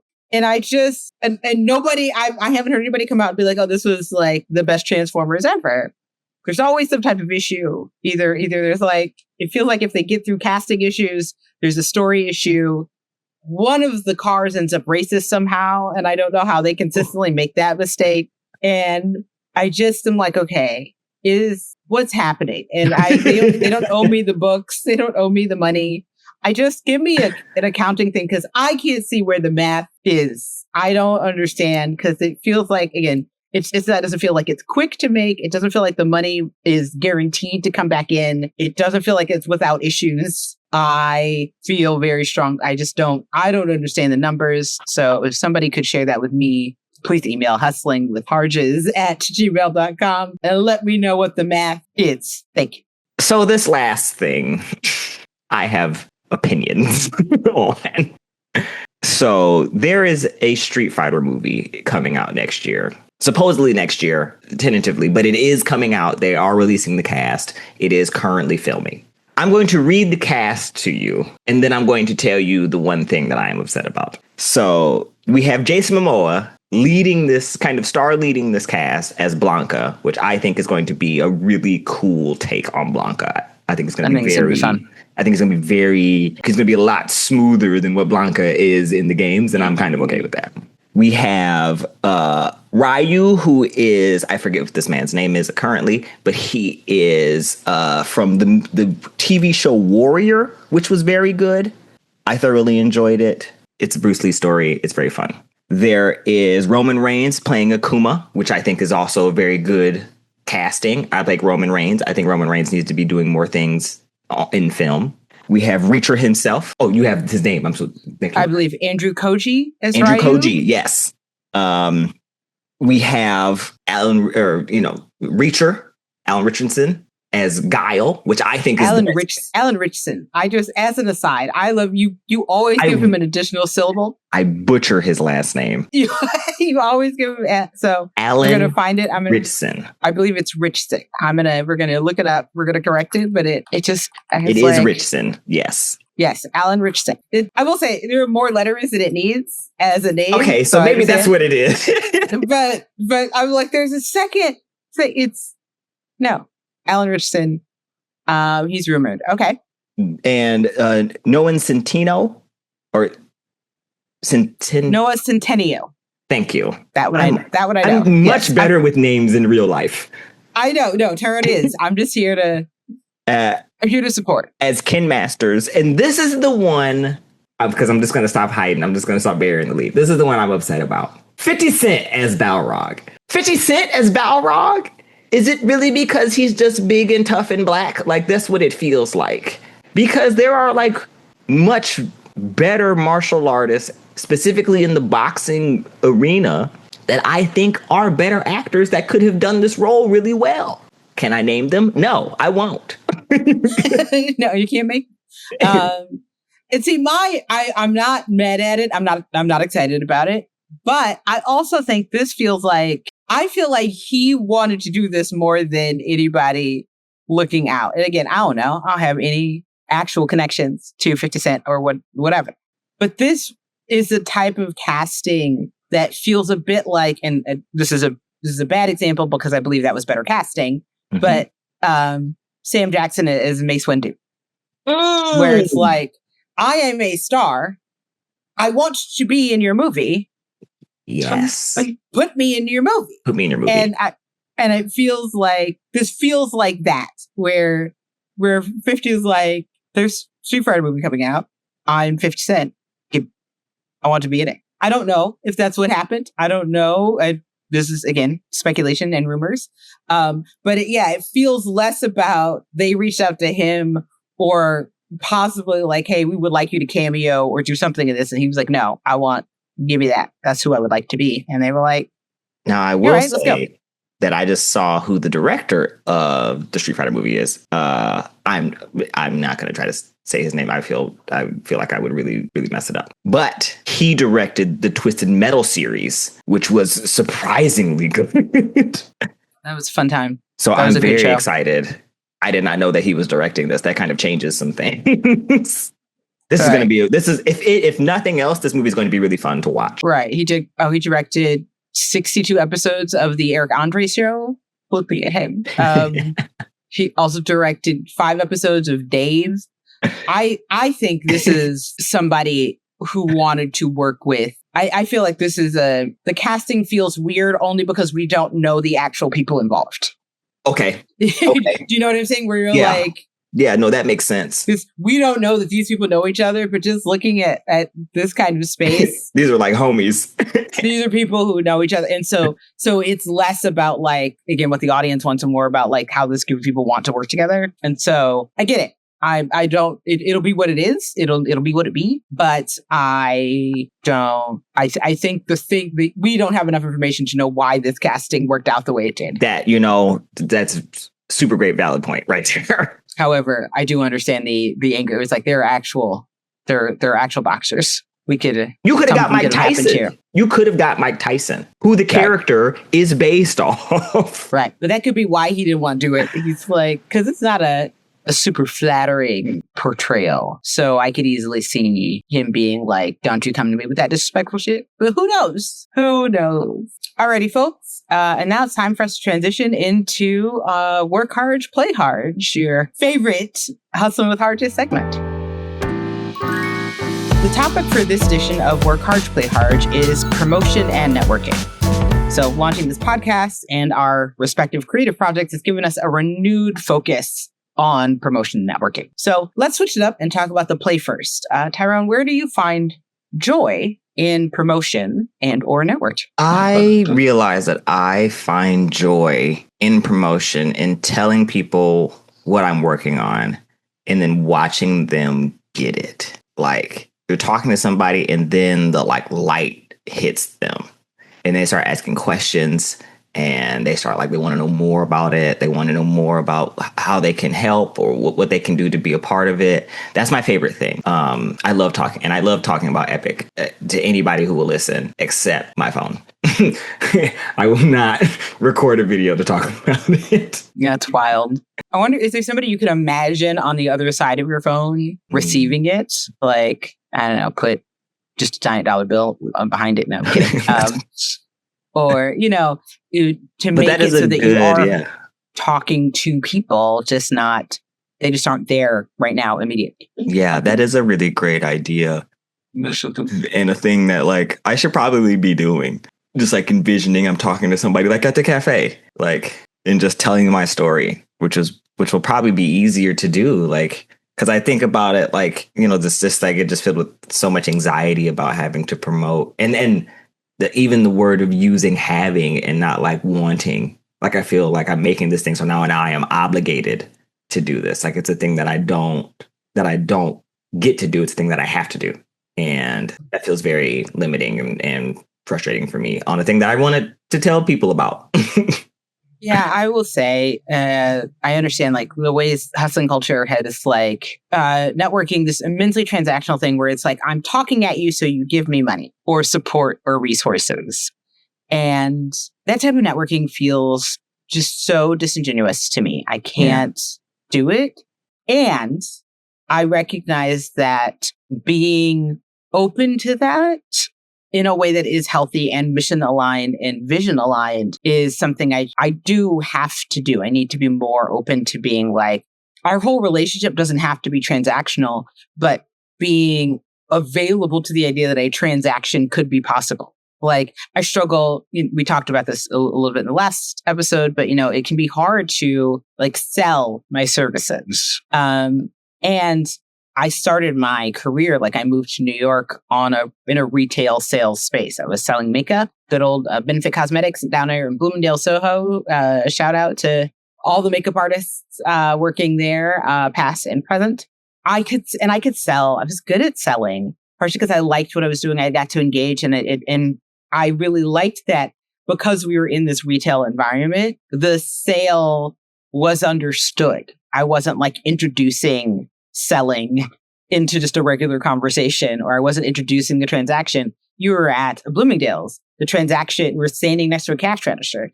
The presence of the transaction is already there. And so now I can just talk to you about the thing and do you want to buy it or not at the end.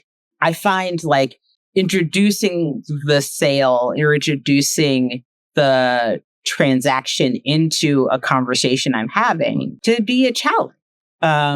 Because I don't like transactional relationships. And so I think I am doing myself a disservice with the binary of either we're building a genuine connection or we're selling something. Like, I don't know how to merge them to be like, hey, I actually have something you could buy from me that would be really helpful to you, or that you would be interested in, or that you could support. I'm working on getting more better at that.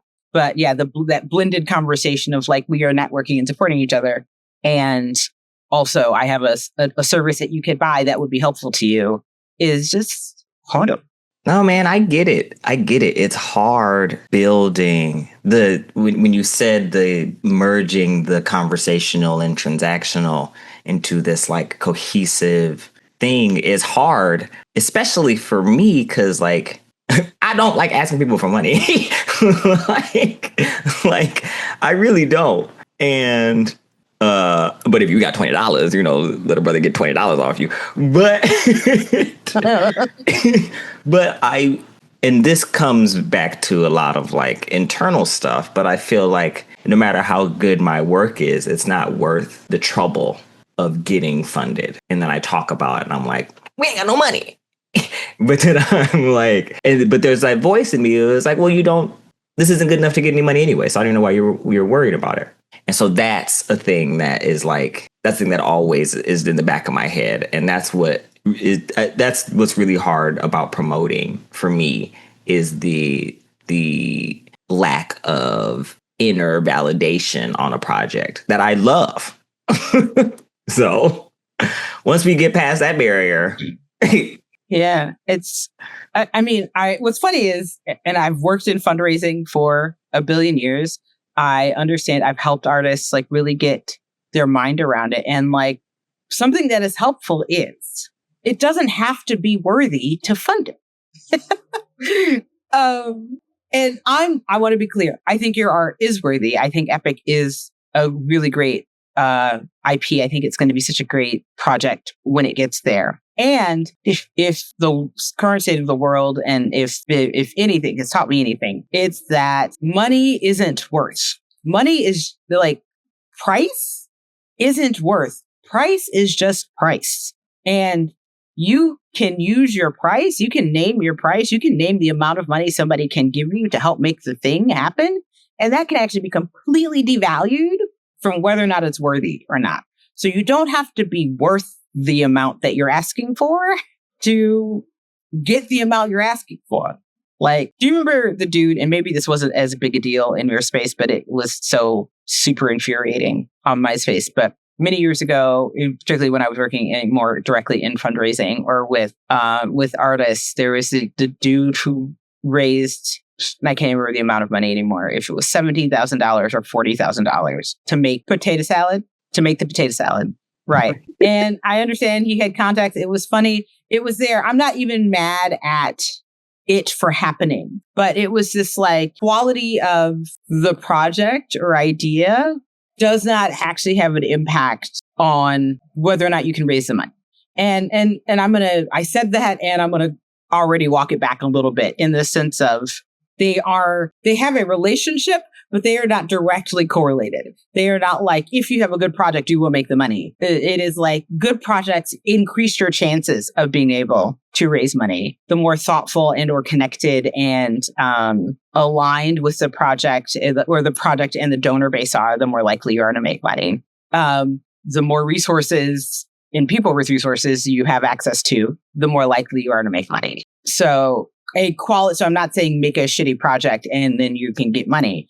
I am saying that how much money you're able to raise is only tangentially correlated to how good the project is, right? Like it is better projects have increased opportunities to make more money, but your project doesn't have to be great to make the money that you're trying to talk about. And I say that because so many people are like, oh, well, I have to think it's worthy before I can start asking folks for money. And actually, that's not true. People spend their money on bullshit all the time. All you have to do is present the thing, I think, with as much integrity and honesty as possible. Invite people into participation in a thing genuinely. Do not scam people. Invite people into the thing genuinely, and then let them determine if your project is some of the bullshit they want to spend their money on, right? You're just giving them a chance to be like, hey, somebody might be like, this is great. I want to give you more. Some people might be like, no, this is not for me. But that doesn't mean that the project, that response isn't actually a testament to the worthiness or value of the project. Nah, I got to sit with that. You do. You got to just let that ruminate. Got to let that marinate like neck bone juice. I hate you. Hey. No, but it's a real thing where it's like, it's how much money you're able to raise is actually, I think, a deeper reflection on your relationships and your ability to cultivate connections and your ability to cultivate connections with people who have means to contribute than it is about the quality of the project itself. Because people show up for things they care about or things they want to be connected to. And it's much harder to, just raise $20 at a time via your crowdfunding networks based on what folks happen. But you can do it if people feel invested and aligned in it. And people are connected to Epic Flower Sack. People believe in the project. Everybody who we talk to just kind of wants to see more of it. And being able to say, okay, well, this is how you can see more of it, I think would be a great fundraising pull. I think you can do that. And the fact that you have doubts about how it is, or, just won't have some things to work through, is just a real human thing. You can be working on that in the background while you're still asking people for the funds to support it. You don't have to have all of that solved before you launch it. Damn. I'm dope at getting other people to fundraise. It's one of the things that I spent my career doing. I understand how to get you to fundraise for your project. And then I start talking to me, and I don't know why I am challenged by like turning on that this is where we need funding or support, and this is where I want you to buy the thing I'm offering. Yeah, I don't know. And it's not necessarily worthiness. It's just this like, it is a bit of a roadblock for me that I am really trying to actively work through. One of the ways I'm working through it actually is by naming it. Because I am good at talking about what I do.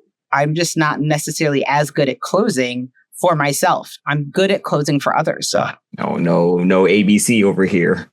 No, yeah, it's hard to ABC. It's hard. I can't always be closing. I am good at closing for everyone else. I'm good at closing for a distance, at a distance.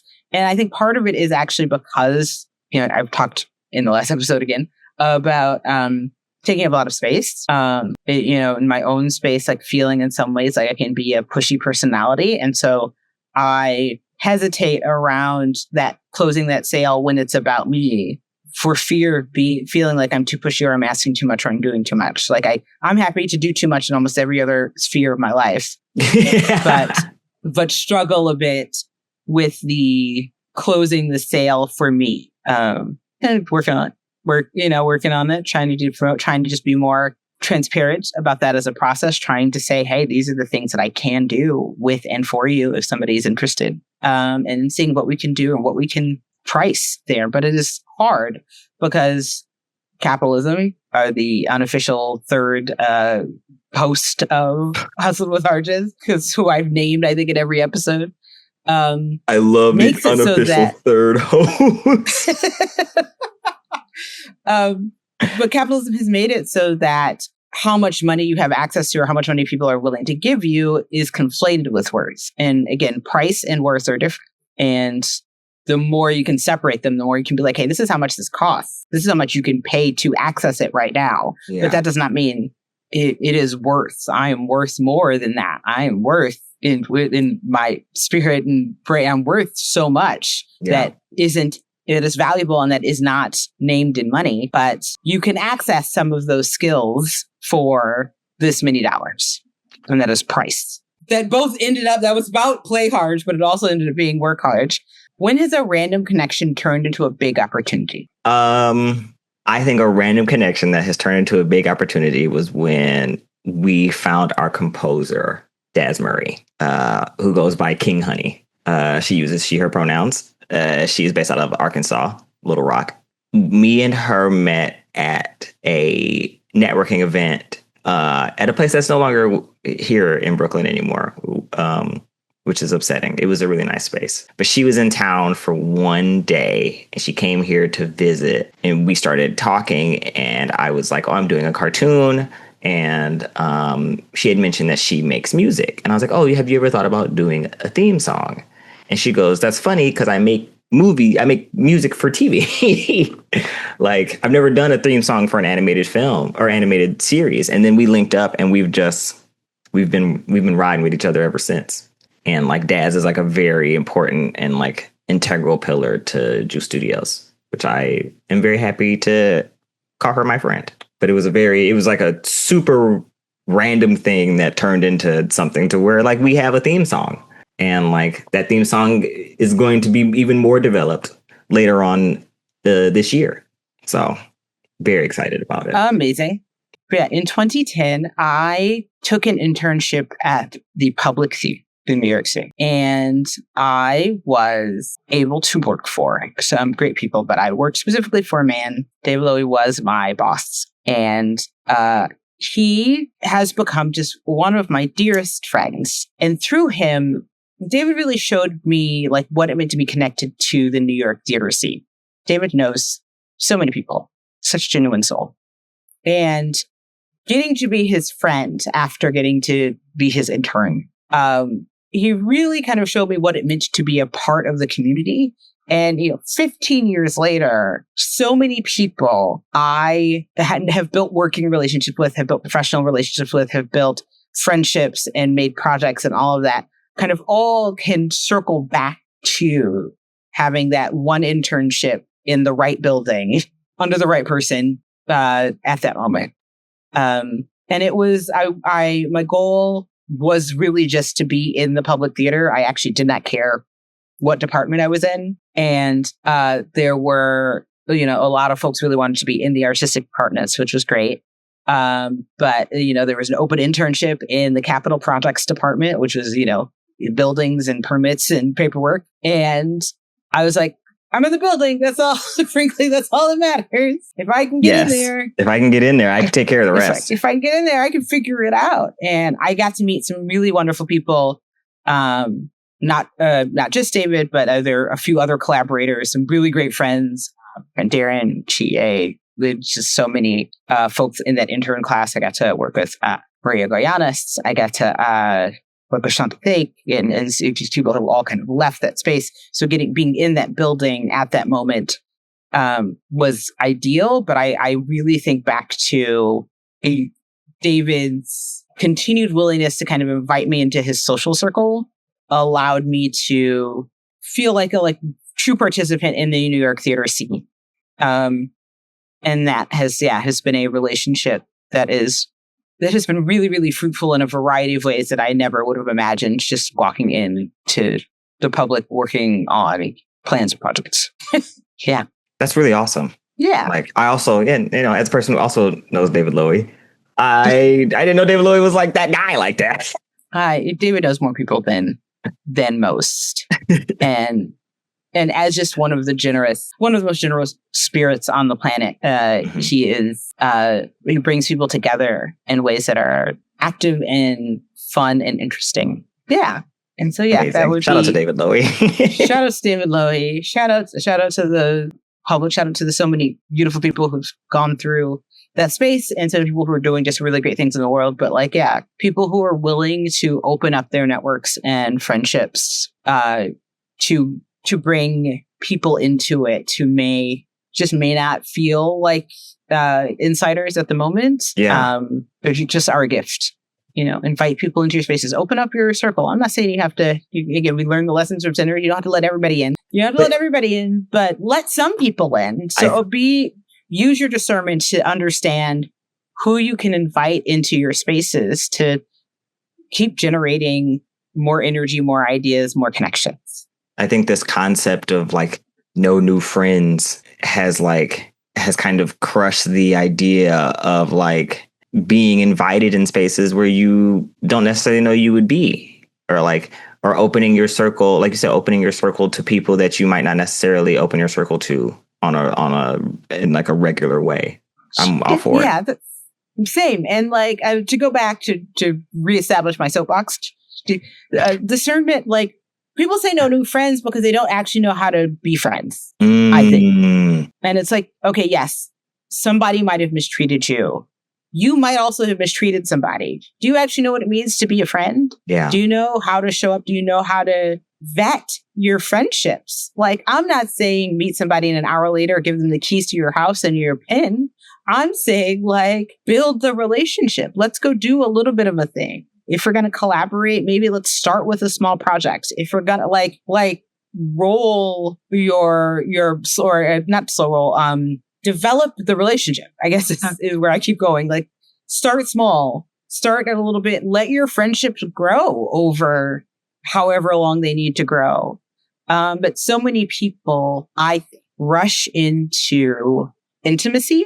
And I'm really talking about like creative and ideological intimacy without any thought process. And they're like, okay, well, no, this is my friend. We met and like, this is now like my person. And I'm like, do you actually know enough about how they go through the world for them to be that your person? I'm not saying you can't know that. I'm saying, but do you know? Have you asked? Have you really explored who they are?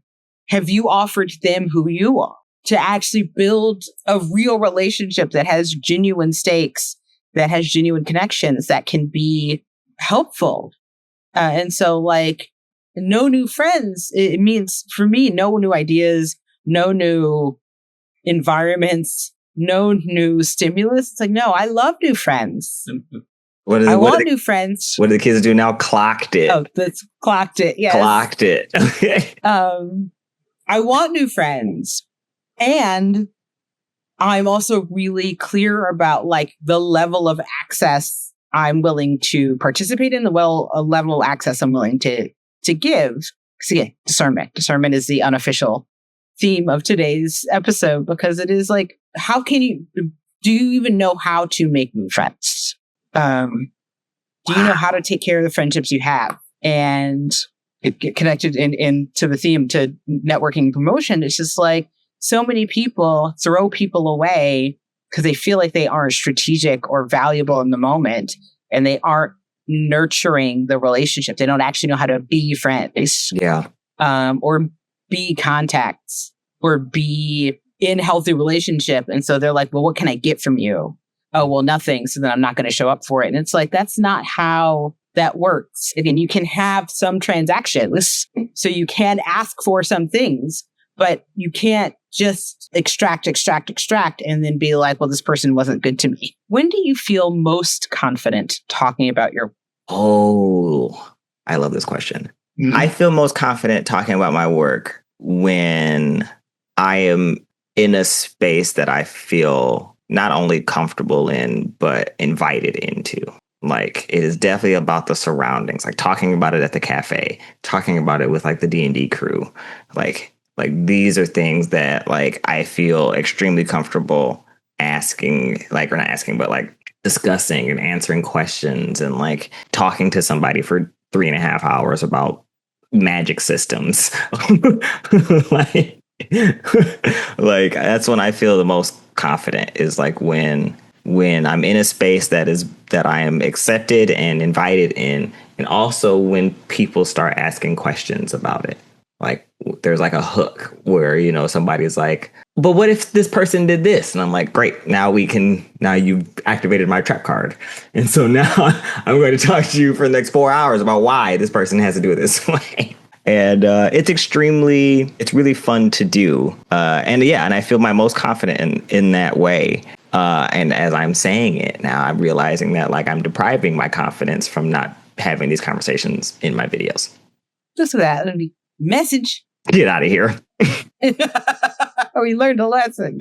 No, that's a real, I really appreciate that. Because I think my answer is similar, but yeah, it is like, what is the space to set the scene where I've been invited or I'm asked to talk about the thing, or where also everybody's here to talk about, you know? Like, it doesn't have to be a singular focus, but I do like I like the idea of networking events as long as people are also talking about some other things, because it's like, oh, we're here to promote. So I'm here to ask you about your projects. And I really love hearing about people's projects. I love hearing about what they're doing. And I will say, I don't know if this is tip or trick or whatever. I love hearing people talk about the thing they're passionate about. I hate hearing the thing that feels just like a pitch, where it feels like you've just like stacked the right pieces in order to try to extract something from me, as opposed to telling me about a thing that you love. Which I understand can be a hard distinction, but sometimes it's like, do you even care about this thing? Or did you just like put the words in the right order that you thought would like get money out of the money tree? It's like, or is this like the thing that you like? I love hearing people talk about whatever they're excited. And so I love pitching in places where everybody gets to talk about the thing they love, where everybody gets to, everybody's here. It's like, I'm going to have a moment to brag about the thing I like.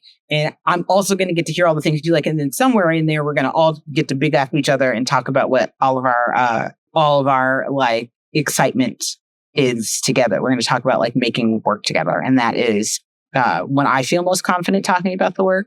I also love, to go back to the audience thing, I also love like keynotes. I like being able to like talk for a long time. Surprise, surprise. About a thing, but I like being able to have this kind of, I don't want to say uninterrupted, because I do like feedback. I like audience back and forth, but being able to like really shape an arc of like from beginning to end, how we got to a conclusion or an idea or a resource, like that TED Talk style, those are shorter, but like just being able to take somebody on a full journey. I really like that, especially, with given enough time to really like craft that journey.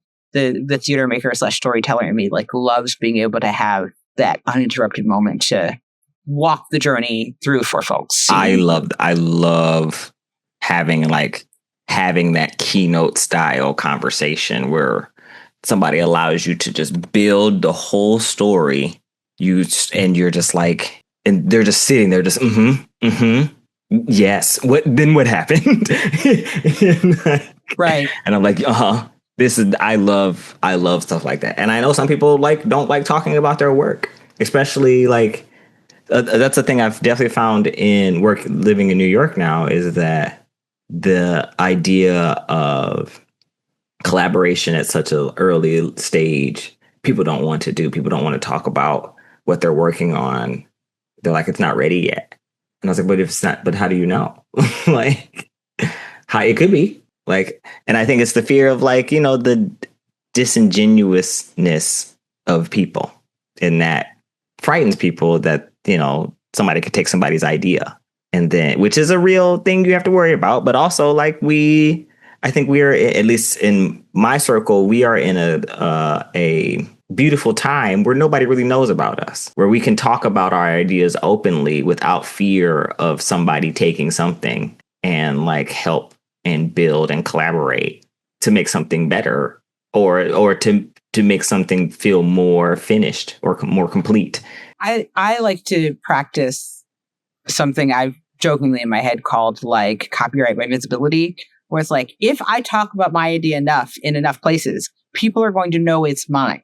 And so so stealing it is going to be harder because it wasn't a secret inside that nobody knows. I talked about, no, Courtney talked about it on the podcast last week. She's going to talk about it next week. You probably heard me talk about whatever the idea is somewhere. And sometimes that is helpful. Where it's like, oh yeah, that's the thing. Didn't Courtney talk about that? She did. She did. So I do appreciate that, where you're like, sometimes it's just, I don't keep the secret because then nobody knows it's mine. And so just being able to share it with people can introduce the idea as yours, even in its imperfect state. Alrighty, folks. I think we have neared the end of this episode of Hustling with the Harges. We got to get into it, really talking about networking and promotion, talking about our creative process. Shout out to our sibling shout outs, Wednesday and Pugsy Adams and Reggie and Cheryl Miller. All right. Dunking on each other. And got to talk about, what are your thoughts on the next Bond? What are your thoughts on the Street Fighter casting? Please let me know what the Street Fighter casting makes you feel like. Right? Let us know at hustlingwithharges@gmail.com. Repeat, that's hustlingwithharges@gmail.com. Tune in to our next episode where we're going to, as always, keep the nonsense and the media and really wanting to focus on success. What does it mean to us? How do we define it? Just playing around with like, what would success look like as a whole? What happens when we win? What happens when we win? I love it. Not if we win. When we win. When we win. What we doing. Amazing. Tara, want to invite everybody to follow us on them socials? Absolutely, man. You already know what I'm about to say. Go ahead, hit that Instagram, TikTok at Hustling with Harges. We are out here loving life, doing all the great things, being together in community and unity. We love this family. We love this concept. I'm so glad that y'all are rocking with us on episode 4. Episode 5 is coming. We about to do something big. Do I know what it is Absolutely. yet? I don't know. But it's going to be big. But it's going to be big. And y'all going to like it. If you have thoughts, again, email us, hustlewithharges@gmail.com, or follow us on all the socials. Give us the shout outs, and we will see y'all around the way. Yes. Bye. Bye.